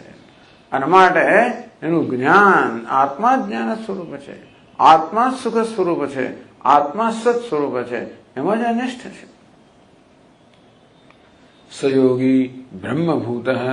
અયોગી બ્રહ્મ બની ગયો છે. અર્થાત બ્રહ્મ છું એ જ્ઞાન હવે એને થયું છે. બ્રહ્મ નિર્વાણ અધિગચ્છતિ. અંતેથી એ બ્રહ્મ નિર્વાણને પ્રાપ્ત કરે. નિર્વાણ એટલે આનંદ. આ નિર્વાણ શબ્દ એવું નથી કે માત્ર બૌદ્ધ લોકો જ એ વાપરે છે.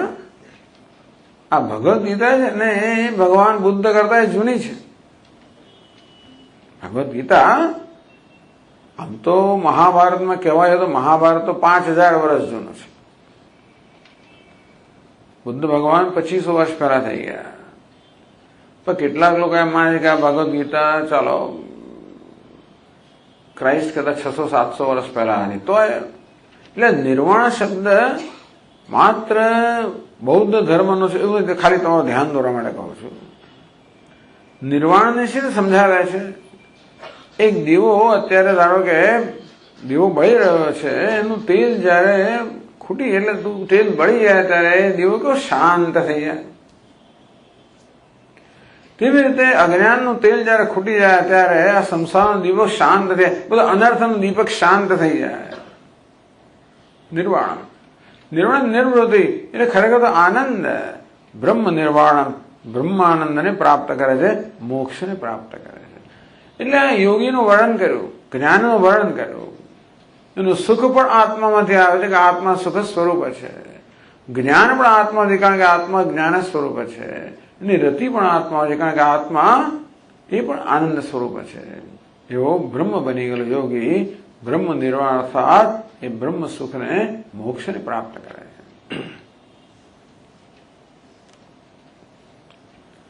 એ યોગીનું વળી પાસે આગળ વર્ણન કરે છે.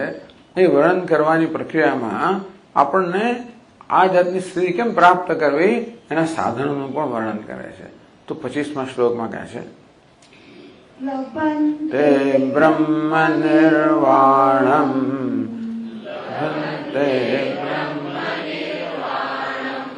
ઋષયઃ ક્ષીણકલ્મષાઃ ઋષયઃ ક્ષીણકલ્મષાઃ છિન્નદ્વૈધાયતાત્માનઃ છિન્નદ્વૈધાયતાત્માનઃ સર્વભૂતહિતે રતાઃ સર્વભૂતહિતે રતાઃ લભંતે બ્રહ્મ નિર્વાણમ. બ્રહ્મ નિર્વાણમ એટલે કે મોક્ષ. લભંતે આ મોક્ષને પ્રાપ્ત કરે છે, આનંદને પ્રાપ્ત કરે છે, બધા પ્રકારના દુઃખમાંથી મુક્તિ પ્રાપ્ત કરે છે, બધા અનર્થમાંથી મુક્તિ પ્રાપ્ત કરે છે. હવે પછી યાદ રાખવાની જરૂર છે કે જેને અનર્થ કહીએ, દુઃખ કહીએ, એ નામની ખરેખર કોઈ વસ્તુ દુનિયામાં નથી. એ તો માત્ર અજ્ઞાનને કારણે આપણા મન વડે કલ્પાયેલી વસ્તુ છે. તો દુઃખ નામની કોઈ સારી ખરેખર વસ્તુ હોત તો આપણે મુક્ત ના થઈ શકત. એ વસ્તુ સાચી હોય ને એનાથી આપણે છૂટી ના શકીએ. એ દુઃખ ખરેખર આપણા જીવનમાં હોત કે દુઃખ ખરેખર આપણા મનમાં હોત તો એ જાત નહીં. દુઃખ તો છે એ તો અજ્ઞાનને કારણે ખોટી દ્રષ્ટિ, ખોટી સમજમાંથી જન્મેલી વસ્તુ છે. કોની ખોટી સમજ? મારી પોતાની જ ખોટી સમજ. કયા પ્રકારની ખોટી સમજ? કે હું જીવ છું, આ જ સમજ. બસ આ જ બધા દુઃખનું કારણ છે. હું શિવ છું એવું જયારે જ્ઞાન થાય ત્યારે દુઃખનું કોઈ કારણ રહે નહીં. કારણ કે આપણે ચર્ચા કરી આ દિવસોની અંદર કે દુઃખ જન્મે છે ને કારણે મારી પોતાની મારા પ્રત્યેની દ્રષ્ટિમાંથી જ દુઃખ જન્મે છે. તમે કીધું દુઃખ અને સુખનું કારણ ક્યાં રહેલું છે ખબર છે? આ હું જ બંનેનું કારણ છે. સુખ ક્યારે થાય? એમાં હું જોડાય ત્યારે. દુઃખ ક્યારે થાય? હું જોડાય ત્યારે. બાકી સુખ દુઃખ બાકી થતા નથી. તમે એમ માનો કે પાકિસ્તાનની અંદર એક ધારો કે કઈ બોમ્બ ધડાકો થયો અને 100 માણસો મરી ગયા. વાંચ્યું છાપું પાનું ફેરવી નાખ્યું. આપણે કઈ થાય ને? કશું નથી થતું. મુંબઈની અંદર પેલા ધડાકા થયા એ મારું છે. મુંબઈ સાથે મને સંબંધ છે, એમાં હું જોડાયો તો તરત મને દુઃખ કેમ રહ્યું? આ સુખ અને દુઃખ બધા બંને જે છે એ હું પર કેન્દ્રિત છે. એ બીજા પર કેન્દ્રિત નથી. બીજી વસ્તુ બનતી હોય ક્યાંક, પણ જ્યાં સુધી હું સાથે ના જોડાય ત્યાં સુધી એની કોઈ અસર મારા પર થતી નથી. આ દ્રષ્ટાનું વારંવાર આપું છું. દર વર્ષે છાપાની અંદર આ બધા છોકરાઓના અને છોકરીઓના ચિત્રો આવતા હોય, જે બોર્ડની અંદર પરિણામ લાવ્યા હોય, પહેલાથી 10ના બધા પરિણામો તો રોજ જોઈને ફેરવી દે પાને આવે. તો ક્યારેક વળી મારું નજર પડે એને કે આ છઠ્ઠો છોકરાનો ચહેરો જેને પરિચિત લાગે. ઓહો, આ તો ભાઈ આપણા જે આપણો ભક્ત જેનો દીકરો છે, આ તો આપણો પરિચિત છે. તરત જ જરા પછી આપણે હા, મને એમ લાગે મારો એમાં કંઈક ભાગ છે, માર્ક્સ તો એ લઈ આવો, પણ મને એમ લાગે કે હા કંઈક મારું અંદર છે, તો મને આનંદ થાય. દુઃખ પણ ક્યારે થાય? કંઈક મારું નુકસાન થતું હોય તો. સુખ ક્યારે થાય? મને કઈ લાભ થતો હોય ત્યારે. આ સુખ અને દુઃખ બંને હું પર જ ખરેખર તો કેન્દ્રિત છે. હુંની કેવી દ્રષ્ટિ છે. આ હું વિશે જયારે મને એમ લાગે કે હું કંઈક બરોબર છું, સારો છું, ત્યારે સુખ જન્મે. જયારે મને એમ લાગે કે હું ખરાબ છે, બરોબર નથી, તો દુઃખ જન્મે. બીજું કોઈ કારણ જ નથી. દુનિયા સારી જે ખરાબ છે એની સાથે મને કોઈ સંબંધ નથી, મારા સુખ કોઈ સંબંધ નથી. તમે સારા છો એને કારણે હું સારો છું એવું માનતો હોઉં તો મને સુખ જન્મે. કે તમે સારા છો માટે હું ખરાબ છું એવું માનતો તો દુઃખ જન્મે. કોઈ બીજાની ઉન્નતિ થાય ને ત્યારે આપણે ઈર્ષા થતી હોય તેને, એ પણ એની ઉન્નતિ એટલે હું ખરાબ છું, મારા કોઈ ગડબડ છે એવું માનું તો મને દુઃખ થાય. આ સુખ દુઃખ નામની વસ્તુ ક્યાંય છે જ નહીં. એ તો આપણા મનની કલ્પનાઓ જ છે. શામાંથી જન્મી? આપણા પોતાના વિશેની દ્રષ્ટિમાંથી જન્મી. હવે દ્રષ્ટિ બદલાઈ ગઈ. હું શિવ છું, બ્રહ્મ છું, તો દુઃખી કરનારું કશું રહ્યું જ નહીં. નસીબ જોગે એ જાણે છે કે બધું જ બ્રહ્મ છે, માત્ર હું બ્રહ્મ છું એમ નહીં, સર્વ બ્રહ્મ છે. સર્વમ ખલુ ઇદમ બ્રહ્મ. આવા ઋષય બ્રહ્મ લભંતે બ્રહ્મ નિર્વાણમ. લોકો બ્રહ્મ નિર્વાણ અર્થાત બધા દુઃખમાંથી મુક્તિ પ્રાપ્ત કરે. કે દુઃખ તો મનની કલ્પના છે, દુઃખ તો માત્ર મનનો ખ્યાલ જ છે. અંતેથી અજ્ઞાન દૂર થવાથી આ ભ્રમ દૂર થઈ ગયા, દુઃખનું કોઈ સ્થાન નથી. બધા અનર્થમાંથી નિવૃત્તિ પ્રાપ્ત કરે છે. કોણ? ઋષય, ઋષિઓ. ઋષિ એટલે કોણ? એટલે જેની જટા વધી ગઈ હોય એવું કે ઋષિ એટલે જે સૂક્ષ્માર્થ દર્શીના સૂક્ષ્મ અર્થનું દર્શન કરવાની ક્ષમતા જેને પ્રાપ્ત કરે છે એને ઋષિ કહેવાય.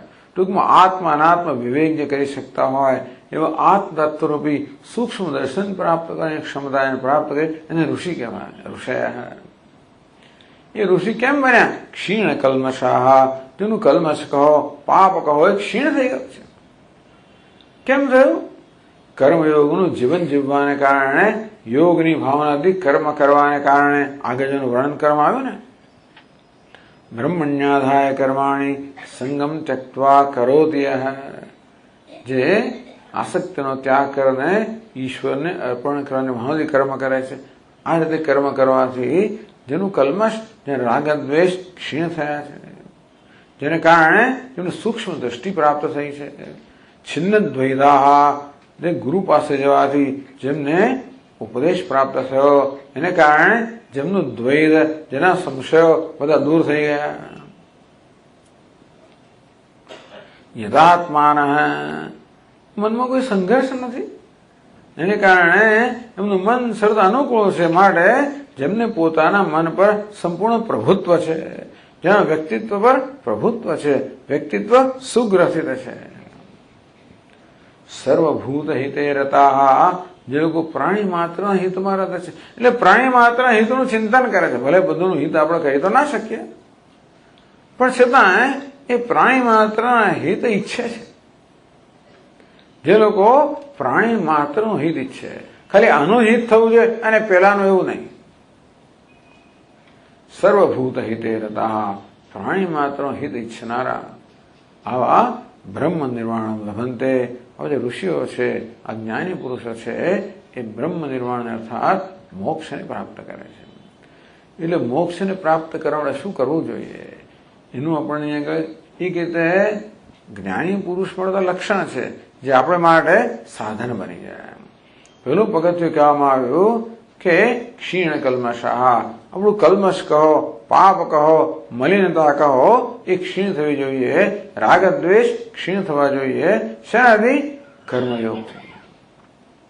ઈશ્વરને અર્પણ કરવાને ભાવથી પહેલા આપણે આપણા રાગ દ્વેષને ક્ષીણ કરીએ. એને કારણે શું પ્રાપ્ત થાય? આપણને ઋષે સૂક્ષ્મ બુદ્ધિ પ્રાપ્ત થાય. એને કારણે આપણને આત્મજ્ઞાન પ્રાપ્ત થાય. તેથી આપણા સર્વ સંશયો અને દ્વૈત ભાવ, આ ભેદભાવ નષ્ટ થાય. આપણા મનમાં પ્રાણી માત્રના હિતની બુદ્ધિ જન્મે. આપણું વ્યક્તિત્વ છે એ અનુકૂળ બને, સુગ્રથિત બને. અને એ રીતે આપણે જ્ઞાનમાં નિષ્ઠ બનીએ અને મોક્ષને પ્રાપ્ત કરીએ.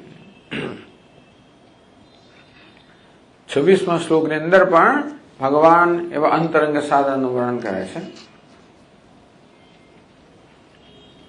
કામક્રોધ વિયુક્તાનાં યતીનાં યતચેતસાં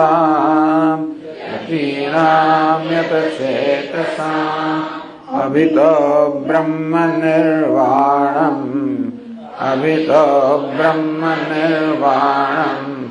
વર્તતે વિદિતાત્મનાં.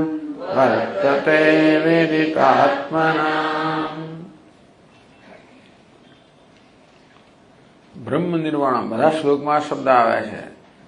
હવે તો બ્રહ્મ નિર્વાણમ વર્તતે, આ લોકો માટે બંને જયારે અહીં જીવંત છે ત્યારે અને મૃત્યુ પછી પણ બ્રહ્મ નિર્વાણમ વર્તતે, એ લોકો માટે મોક્ષ વિદ્યમાન છે. એ તો મુક્ત છે.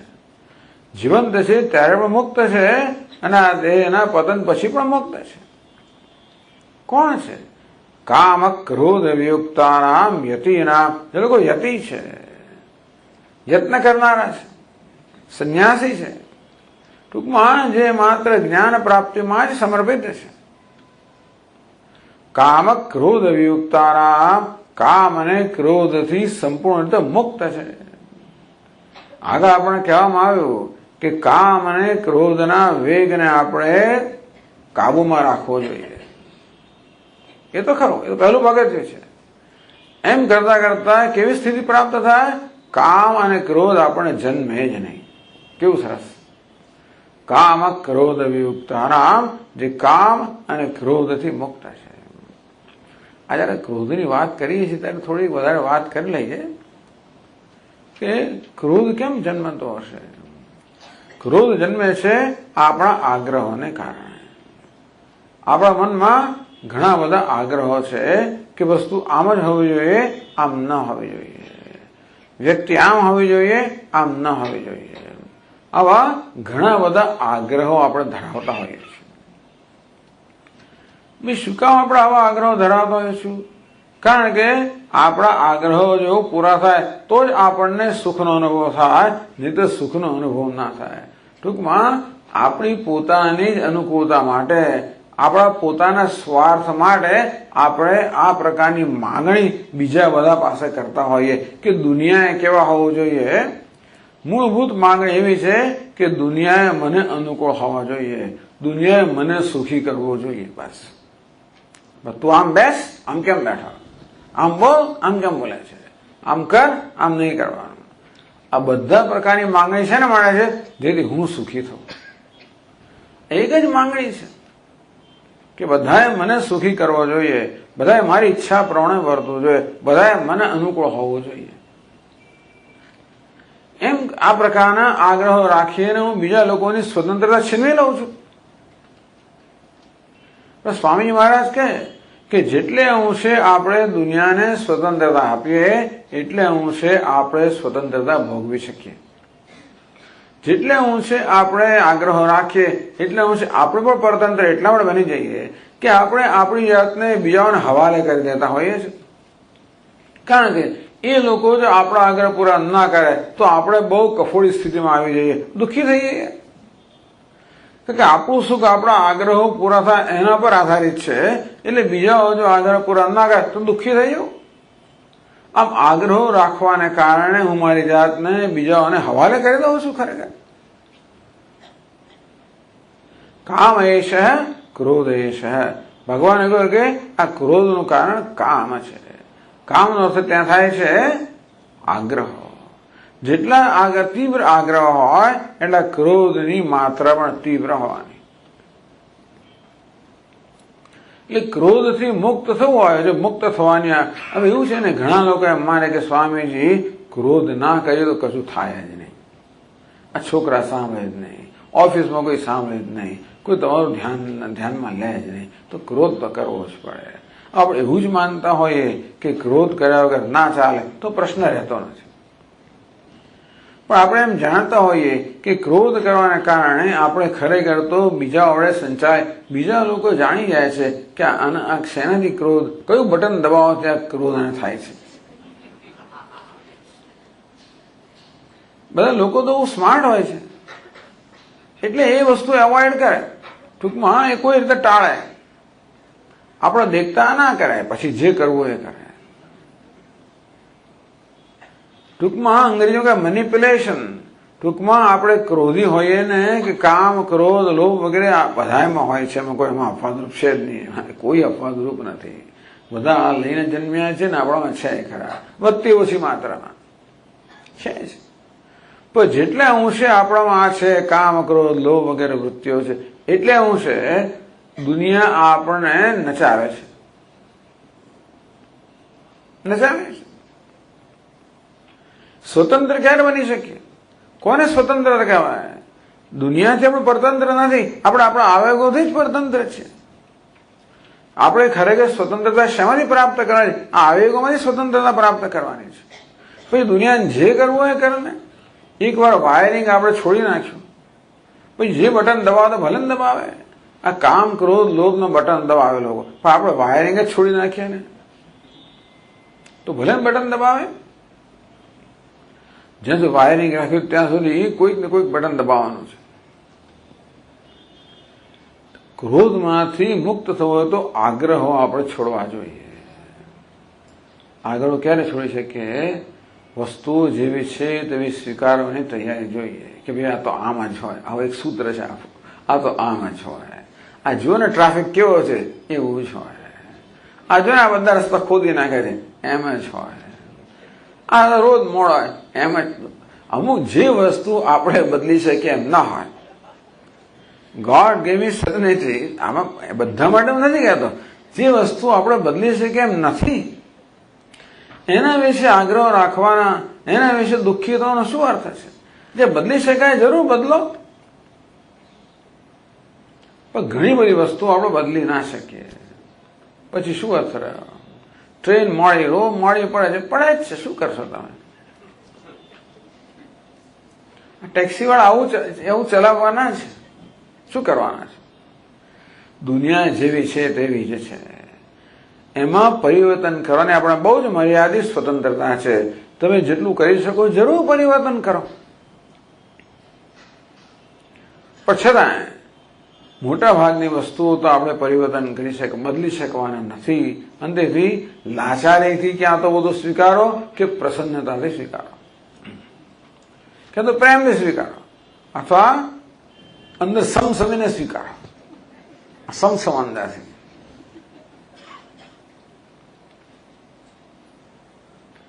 એટલે આવું છે બધું, દુનિયા આવી જ છે, ભગવાને આવું જ ઘડેલું છે. આના માટે એટલે પ્રસાદ બુદ્ધિ આપણે શીખવવામાં આવી કે ઈશ્વરે આ બધું આવું ઘડેલું છે. આના માટે ઈશ્વરની આ રચના છે એને આપણે ખેલદિલીથી જેટલે અંશે સ્વીકારી શકીએ એટલે અંશે આપણે આપણા રિએક્શન્સ કે પ્રત્યાઘાતથી મુક્ત બની શકીએ. કામ ક્રોધ વિયુક્તાનામ યતિનામ યતચેતસામ. આ યતિ લોકો તો કેવા છે? કામ અને ક્રોધ નામની વસ્તુ હવે જન્મતી જ નથી. કેટલી સાધના કરી, આ સાધના છે. વન જંગલમાં જવું, તપશ્ચર્યા કરવી એ સાધના તો કઈ, પણ આ સાધના છે. 24 કલાક સાધનાની ચાલનારી સાધના, એટલે જ્યાં સુધી આપણે જાગૃત છે ને એ પ્રત્યેક ક્ષણે ચાલનારી આ સાધના છે. આપણા મનની વૃત્તિનું નિરીક્ષણ કરતા જ રહીએ. આ જન્મ્યું નથી ને એને સીધી કરી નથી ને. પ્રતિપક્ષ ભાવના વડે ક્રોધ જન્મે એટલે તરત જ આપણા મનને કેવું ક્ષમા કરે. પેલી કથા સાંભળી છે ને, દ દ દ સાંભળી છે કે નથી સાંભળી? બધા સાંભળી નથી સાંભળી? બહુ ટૂંકી કથા છે, બહુ લાંબી નથી, ચાલે એટલે તમને કહીશ. પ્રજાપતિ એટલે જગતનું સર્જન કરનાર. એમને 3 સંતાનો છે: દેવતાઓ, દાનવો અને માનવો. દેવતાઓ સ્વર્ગમાં રહે, ત્યાં તો એમને બધાએ વિશ્વના ભોગ મળે. એટલે દેવતાઓ ભોગી છે, કામી છે. દાનવો પાતાળમાં, એ લોકો જ્યારે જો યુદ્ધ કરતા હોય ક્રોધી છે. માનવો આ ભૂમિ પર, પૃથ્વી પર, એ કેવા છે? લોભી છે.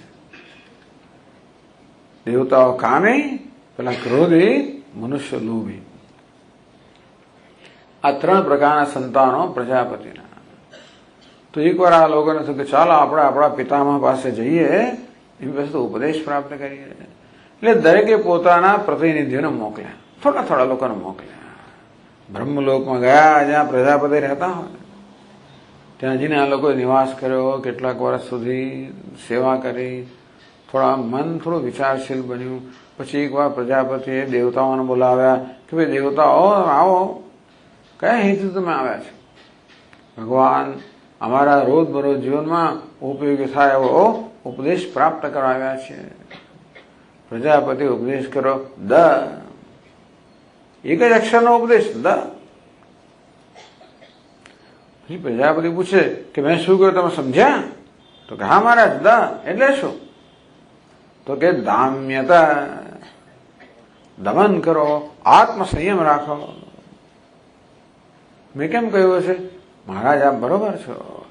અમારા જીવનમાં તો વિષય ભોગ છે, કોઈ જાતનું નિયંત્રણ નથી, અને માટે આ વિષય ભોગને નિયંત્રિત રાખવા માટે આત્મસંયમ જરૂરી છે. એટલે દમન જરૂરી છે. શેના માટે? કામનું નિયંત્રણ કરવા માટે જોઈએ દમન. ટૂંકમાં મન જયારે માંગતું હોય કે આ જોઈએ ને પેલું જોઈએ, આપણા જીવનમાં શું હોવું જોઈએ? એટલે મર્યાદાઓ હોવી જોઈએ. જીવનમાં દરેક વસ્તુમાં મર્યાદા. દમનનો અર્થ એ નથી કે ભાઈ આપણે ઇન્દ્રિયોને ભૂખી જ રાખીએ, કશું એને ભોગવવા જ નથી, એવું નથી. પણ કશું ન ભોગવવા દઈએ તોય ખરાબ છે, કારણ કે ઇન્દ્રિયો બળવો પોકારશે. માગે એ બધું ભોગવવા દઈએ તોય ખરાબ છે, કારણ કે માગ્યા જ કરશે અને આપણને ક્યાંનું ક્યાંય ઘસડી જશે. માટે આપણે મર્યાદાઓ રાખીએ, કે દરેક વસ્તુમાં મર્યાદા. દમન એટલે કે એ મર્યાદાની અંદર રહીને જ આપણે વિષયનો ઉપભોગ કરીએ. દ. પછી દાનવોને બોલાવ્યા. શેના માટે આવ્યા છો? ભગવાન ઉપદેશ પ્રાપ્ત કરવા માટે. એમને પણ એક વસ્તુ કે દ. સમજ્યા શું? હા આપણે કહ્યું દ. શું અર્થ થાય? તો કે દયધ્વમ, દયા કરો. કારણ કે આ રાક્ષસોની અંદર અસુરો દૈત્યો જે છે ને, કે દાનવોમાં, એમાં એમનો મુખ્ય ગુણ કયો? ક્રોધ, નિષ્ઠુરતા. તો ક્રોધનું સેવન કરવા માટે શું હોવું જોઈએ? દયા હોવી જોઈએ. આપણો ક્રોધ જન્મે ખરો. કેમ જન્મ્યો? પેલા કશું કર્યું છે. ટૂંકમાં મારા ક્રોધ માટેનું કારણ હોય, કે એ કરવા જેવો જ છે, કારણ હોય પણ છતાંય પણ તરત મનને યાદ દેવડાવું દયા, ક્ષમા. તો ક્રોધ ન આવે, શમી જાય. પછી માનવોને બોલાવ્યા. એ જ વસ્તુ એમને પણ કહ્યું દ. શું અર્થ કર્યો? તો કે દત્ત, કે જે ભગવાન આપણી વાત સાચી છે, અમારા જીવનમાં લોભ જ છે. લોભ એટલે કશું છૂટે નહીં. ચમડી છૂટે પણ નબળી ના છૂટે. એનો લોભ એટલે ટૂંકમાં એને જેને આપવા જેવું હોય એને પણ આપવાનું આપણાથી આપણું મન ના થાય, હૃદયની ઉદારતા ના હોય. દત્ત તો કે દાન કરો, ઉદારતા રાખો. દ દ દ. કામ, ક્રોધ, લોભ. દમન, દયા, દાન. અંગ્રેજીમાં તમારા કથા કેવી હોય તો છોકરાઓને C control, compassion, charity. Control જ્યારે આપણું મનને કાબુમાં રાખવા માટે, કમ્પેશન જ્યારે ક્રોધ આવે ત્યારે, અને ચેરિટી જ્યારે કોઈ જરૂરિયાતવાળો આવે ત્યારે. આવી રીતે સતત કર્યા કરીએ આપણા મનમાં વૃત્તિઓ જન્મે એટલે પ્રતિપક્ષ, અને પ્રતિપક્ષ ભાવના કહેવાય. સતત આપણે આ રીતે આપણા મનની વૃત્તિઓને શમન કરતા જઈએ તો ધીમે ધીમે આ બધાથી મુક્ત થઈએ. કામ ક્રોધ વિયુક્તાનામ યતિનામ ની જતિ છે, કામ ક્રોધથી વિયુક્ત મુક્ત છે. યત ચેતસામ, બસ આપણા ચિત્ત પર કાબુ ન હોવાનું કારણ એક જ છે કે આ બધી વૃત્તિઓ જે છે એના કાબુમાં આપણું ચિત્ત છે, માટે ચિત્ત પર આપણો કાબુ નથી. જ્યારે આ આવેગો ન હોય ત્યારે યત ચેતસામ, જેમનું ચિત્ત પણ એમના નિયંત્રણમાં છે. વિદિતાત્મનામ, અને એને કારણે જેમને આત્માનું જ્ઞાન છે એવા બ્રહ્મ નિર્વાણમ વર્તતે, એમને માટે બ્રહ્મ નિર્વાણ મોક્ષ તો છે જ, વિદ્યમાન છે. ક્યાં? અભિતઃ, અહીં અને પછી બંને જગ્યાએ. એટલે જીવંત છે ત્યારે અને જીવન એટલે મૃત્યુ પછી પણ બંને વખતે મોક્ષ છે. એ જીવન મુક્ત છે, વિદેહ મુક્ત છે. આમાં 26 શ્લોકની અંદર આ અધ્યાયનો વિષય પૂરો થયો. કયો વિષય? કર્મ સંન્યાસ યોગ, સંન્યાસની ચર્ચા કરી. હવેના 3 શ્લોકો છે ને એને પછીના અધ્યાય સાથે સંબંધ છે. આ એક શૈલી છે આપણા શાસ્ત્રોની કે પછી જે કહેવાનું છે વિસ્તારથી એને સંક્ષેપમાં કહેવામાં આવે. એટલે 6થા અધ્યાયમાં જે વિસ્તારથી કહેવાનું છે એને આ શ્લોકોમાં સંક્ષેપથી કહેવામાં આવે છે. 6થા અધ્યાયનો વિષય કયો છે? આત્મ સંયમ યોગ. ટૂંકમાં ત્યાં આગળ તો ધ્યાન યોગ છે. હવે 3 શ્લોકોમાં ધ્યાનનું વર્ણન કરવામાં આવે. એમાં 2 શ્લોકમાં ધ્યાનની પ્રક્રિયાનું અને 3જા શ્લોકમાં ધ્યાનના વિષયનું વર્ણન કરવામાં આવે છે. તો ચાલો 27 અને 28માં શ્લોકનો આપણે પાઠ કરીએ. સ્પર્શાન કૃત્વા બહિર્બાહ્યાન, સ્પર્શાન કૃત્વા બહિર્બાહ્યાન, ચક્ષુશ્ચૈવાંતરે ભ્રુવઃ, ચક્ષુશ્ચૈવાંતરે ભ્રુવઃ, પ્રાણાપાનૌ સમકૃત્વા, પ્રાણાપાનૌ સમકૃત્વા, નાસાભ્યંતરચારિણૌ, નાસાભ્યંતરચારિણૌ, યતેન્દ્રિયમનોબુદ્ધિઃ, યતેન્દ્રિયમનોબુદ્ધિઃ, મુનિર્મોક્ષપરાયણઃ, મુનિર્મોક્ષપરાયણઃ, વિગતેચ્છાભયક્રોધઃ, વિગતેચ્છાભયક્રોધઃ, યः સદા મુક્ત એવ સઃ, યः સદા મુક્ત એવ સઃ. તો ધ્યાનની પ્રક્રિયાનું વર્ણન છે એટલે આપણે એમાં કે બહુ લાંબી ચર્ચા કરવાની જરૂર નથી. ભગવાન કહે છે કે ધ્યાન કરવા માટે સ્પર્શાન કૃત્વા બહિર્બાહ્યાન, બાહ્યાન સ્પર્શાન બહિ કૃત્વા, જે બહારના વિષયો છે એને બહાર જ રાખો, અર્થાત એમનું ચિંતન ન કરો, બહારના વિષયોનું ચિંતન ન કરો. ચક્ષુશ્ચ ભ્રુવો અંતરે કૃત્વા, આપણે આપણી નજર જે છે એને બંને ભ્રુ મધ્યમાં રાખો, બને આપણે જે ભ્રમણ છે એને મધ્યમાં રાખો, ચિત્તને એકાગ્ર કરવા માટે. નાસાભ્યંતર ચારણવ પ્રાણાપાનવ સમવ કૃત્વા, નાસિકાની અંદર વિચરણ કરનારા જે આપણો પ્રાણ છે અને અપાન છે એને સમાન કરો, એને શાંત કરો.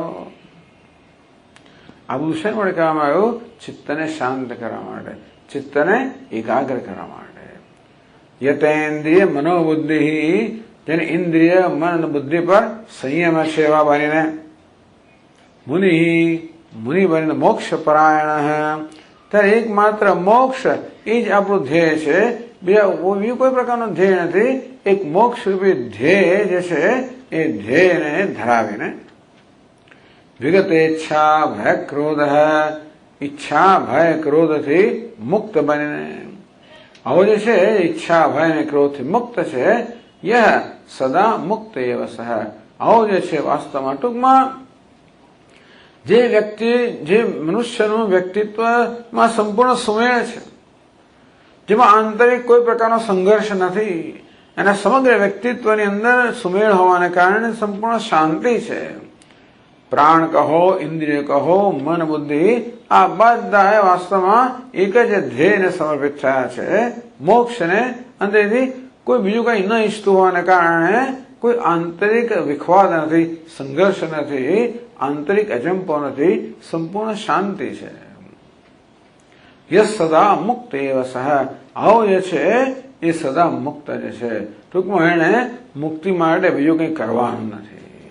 મુક્તિ માટે કંઈક જાણવાનું છે, મુક્તિ માટે કરવાનું નથી. જે કરવાનું છે એ આ માટે કરવાનું છે. જે કર્મ બધું કરવાનું છે, જે કર્મયોગનું વર્ણન કરવામાં આવું એ બધું આને માટે, જેથી આ પ્રકારની આંતરિક સ્થિતિ આપણે પ્રાપ્ત કરી શકીએ. તો આ પ્રકારની સ્થિતિ પ્રાપ્ત કર્યા પછી શું જાણવાનું છે? ભગવાન 29મા શ્લોકમાં એ વાત કરે છે. ભોક્તારમ યજ્ઞ તપસા, ભોક્તારમ યજ્ઞ તપસા, સર્વલોકમહેશ્વરમ, સર્વલોકમહેશ્વરમ, સુહૃદમ સર્વભૂતાનાં, સુહૃદમ સર્વભૂતાનાં, જ્ઞાત્વા મામ શાન્તિમૃચ્છતિ, જ્ઞાત્વા મામ શાન્તિમૃચ્છતિ, જ્ઞાત્વા મામ શાન્તિમૃચ્છતિ. ભગવાન કહે કે મને જાણીને, મારું જ્ઞાન પ્રાપ્ત કરીને આ શાંતિ પ્રાપ્ત કરે છે.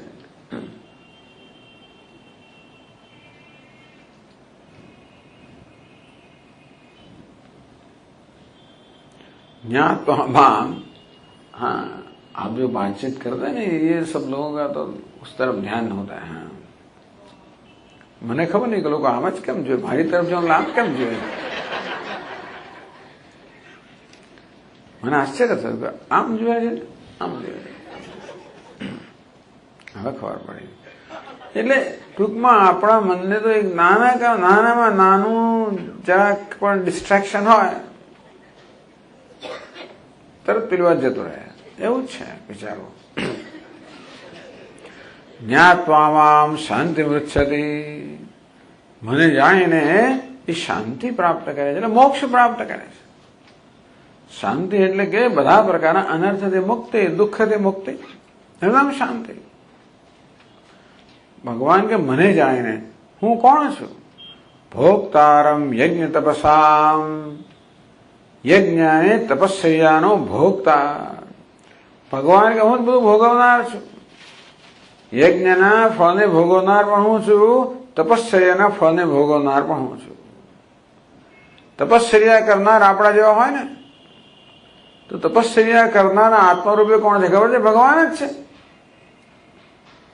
યજ્ઞ આપણે કરતા હોઈએ તો દેવતાઓ આપણે આહુતિ આપતા હોઈએ, એ દેવતાના રૂપમાં પણ ભગવાન છે. તો કે દેવતાના રૂપમાં રહેલા ભગવાન, આત્મરૂપે રહેલા ભગવાન વાસ્તવમાં બધું ભોગવી રહ્યા છે. જે કંઈ આપણે કરી રહ્યા છીએ બધાનું ફળ સર્વ કોણ ભોગવે છે? ભગવાન. એક જ છે, એ જ સર્વનો આત્મા છે.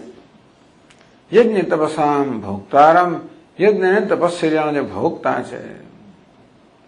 સર્વલોક મહેશ્વરમ, સર્વલોક બધા જ લોકોનો જે મહાન ઈશ્વર છે. ભગવાન કેવો છે? બધા જ લોકોનો મહાન ઈશ્વર. ભગવાન મહાન ઈશ્વર છે. ઈશ્વર બનવા માટે આગળ આપણે વાત કરેલી, ભગવાન ઈશ્વર બનવા માટે શું કરવું પડે? હાથમાં વજ્ર રાખવું પડે, દંડો રાખવો પડે, શંખ ચક્ર ગદા પદ્મ રાખવા પડે, બધાનું નિયંત્રણ કરવું પડે. ભગવાન ઈશ્વર બનવા માટે શું કરવું પડે? કાંઈ જ નહીં. જે પોતાની સન્નિધિ માત્રથી જગતનો ઈશ્વર છે. ઈશ્વર આત્મા હોવાને કારણે ઈશ્વર છે, આત્મા હોવાને કારણે શાસક છે. તો દૃષ્ટાંત આપે એક ટીકાકાર કે આપણે એક અરીસા સમક્ષ ઉભા હોઈએ, અરીસામાં આપણું પ્રતિબિંબ પડી રહ્યું છે, તો હવે વિચાર કરો કે હું હાથ ઊંચો કરું તો પ્રતિબિંબ શું કરે? હાથ ઊંચો કરે કે નહીં? હું બેસી રહું, પેલું બેસી જાય કે નહીં? પેલું કહે ખરું કે નહીં હું તો નહીં બેસું, હું હાથ ઊંચો કરું પણ હું તો નહીં ઊંચો કરું. એવી સ્વતંત્રતા એને છે નથી. કેમ નથી? પ્રતિબિંબ કેવું છે? મિથ્યા છે. હું કોણ છું? સત્ય છું. આ સત્ય તો પોતાના સંધિ માત્રથી મિથ્યાનું નિયંત્રણ કરે છે ને. ભગવાન જગતનો ઈશ્વર છે, ઈશ્વર હોવા માટેનો કોઈ પ્રયત્ન નથી કરવો પડતો. એ સત્ય હોવાને કારણે આપોઆપ જ જગત એની સંધિ માત્રથી નિયંત્રિત છે. સર્વલોક મહેશ્વર આત્મરૂપે રહેલો આ પરમાત્મા સમગ્ર જગતનો ઈશ્વર છે, એની સંધિ માત્રથી સર્વનો ઈશ્વર છે. સુહૃદમ સર્વભૂતાનામ, પ્રાણી માત્રનો સહૃદ છું, પ્રાણી માત્રનો શુભેચ્છક છું. સહૃદય મિત્ર, સુહૃદ સહૃદય. સુહૃદ ને મિત્રમાં એક તફાવત છે. મિત્ર કોને કહેવાય? આપણો ઉપકાર કરીએ ને વળતો ઉપકાર કરે એને મિત્ર કહેવાય. મિત્ર સાથે પરસ્પર ઉપકારનો સંબંધ હોય. સુહૃદ કોને કહેવાય? વળતા ઉપકારની અપેક્ષા રાખ્યા વગર જે ઉપકાર કરે એને સુહૃદ કહેવાય. આપણે આટલો બધો સામાન લઈને સ્ટેશને ઉતર્યા, શું કરવું ખબર નથી પડતી, ક્યાં ઉંચકી જવું, કોઈ પોર્ટર મળતો નથી. એકદમ જ ત્યાં આગળ એ બીજા ડબ્બામાંથી પેલા ઘણા બધા સૈનિકો ઉતર્યા અને જોયું કે અરે રહ્યા આ સ્વામીને તકલીફ છે. બધા તરત એમાંના 2 જણા બધો સામાન ઉઠાવી લીધો અને પટપટ બહાર મૂકી દીધો. ક્યાં જવું છે? તરત ત્યાં રિક્ષા મૂકી દીધો અને ક્યાં શું થઈ ગયા પૂછવા પણ કહેવા પણ ના કે કોણ છે. એમને વાત કોઈ વળતા ઉપકારની અપેક્ષા રાખ્યા વગર જે ઉપકાર કરે કહેવાય સુહૃદ.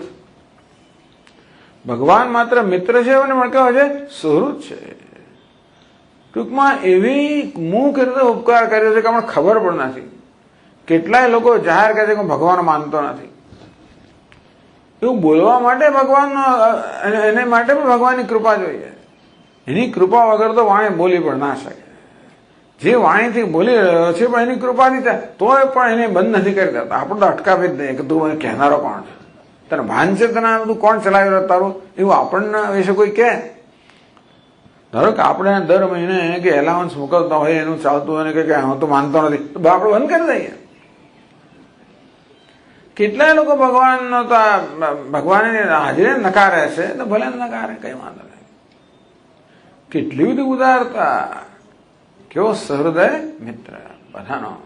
સુહૃદમ સર્વભૂતાનામ એટલે અંતરાત્મા છે બધાનો. અંતર રહેલો હોવાને કારણે સુહૃદ છે. બધી ઇન્દ્રિયોને બધાને ચેતનતા પ્રદાન કરનાર છે, મન બુદ્ધિને ચેતનતા પ્રદાન કરનાર છે, આપણા વ્યક્તિત્વને ચેતનતા પ્રદાન કરનાર છે. એ રીતે બધાનો ઈશ્વર પણ છે, બધાનો ઉપકારક પણ છે. જ્ઞાત્વામાં આ રીતે મને આત્મરૂપે જાણીને શાંતિ મૃચ્છતિ. ભગવાન કહે છે કે આ મનુષ્ય કે આ સાધક છે કે જિજ્ઞાસુ છે એ શાંતિ પ્રાપ્ત કરે છે, મોક્ષ પ્રાપ્ત કરે છે. આ છેલ્લા 3 શ્લોકો છે એ તો 6ઠા અધ્યાયના સંક્ષેપ રૂપે છે. 6ઠા અધ્યાયની ઇન્ટ્રોડક્શન રૂપે છે, પ્રિફેસ રૂપે છે, એટલે કે પ્રસ્તાવના રૂપે છે. પછી એનો વિસ્તાર આપણે 6ઠા અધ્યાયમાં પ્રાપ્ત થશે. આ સાથે આપણો આ 5મા અધ્યાયનો જે અધ્યયન છે એ સમાપ્ત થાય છે. છેલ્લે જે સંકલ્પ વાક્ય છે ઓમ તત્સત ઓમ તત્સત ઇતિ શ્રીમદ્ભગવદ્ગીતાસુ ઇતિ શ્રીમદ્ભગવદ્ગીતાસુ ઉપનિષત્સુ બ્રહ્મવિદ્યાયામ યોગશાસ્ત્રે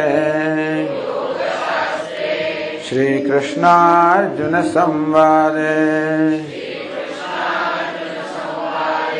કર્મ સંન્યાસ યોગો નામ पंचमोऽध्यायः।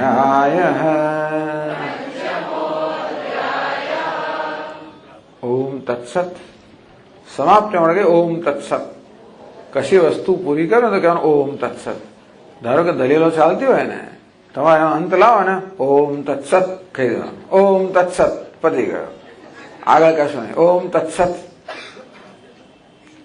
इति आ प्रकारे श्रीमद् भगवद गीतासु जे भगवान वडे गवायेली आ गीता छे के श्रीमती गीता छे. उपनिषदसु तो के वास्तवमां ए गीता रूपी उपनिषद ज छे. उपनिषदमां जे विषय छे भगवद गीतानो उपदेश छे, उपदेश छे के विषय छे, अने उपनिषदो नीचे ओळखे. ब्रह्म विद्या जेनो मुख्य विषय छे. योग शास्त्र जेनो गौण विषय छे.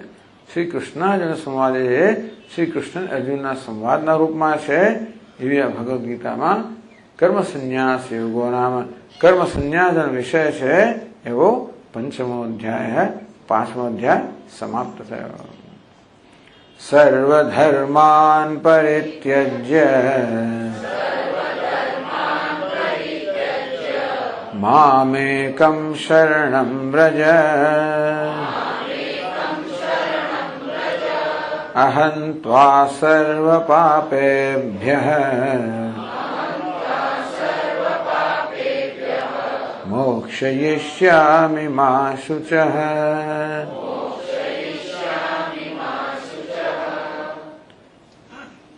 ॐ पूर्णमदः पूर्णमिदं पूर्णात् पूर्णमुदच्यते पूर्णस्य पूर्णमादाय पूर्णमेवावशिष्यते. ॐ शान्ति शान्ति शान्तिः.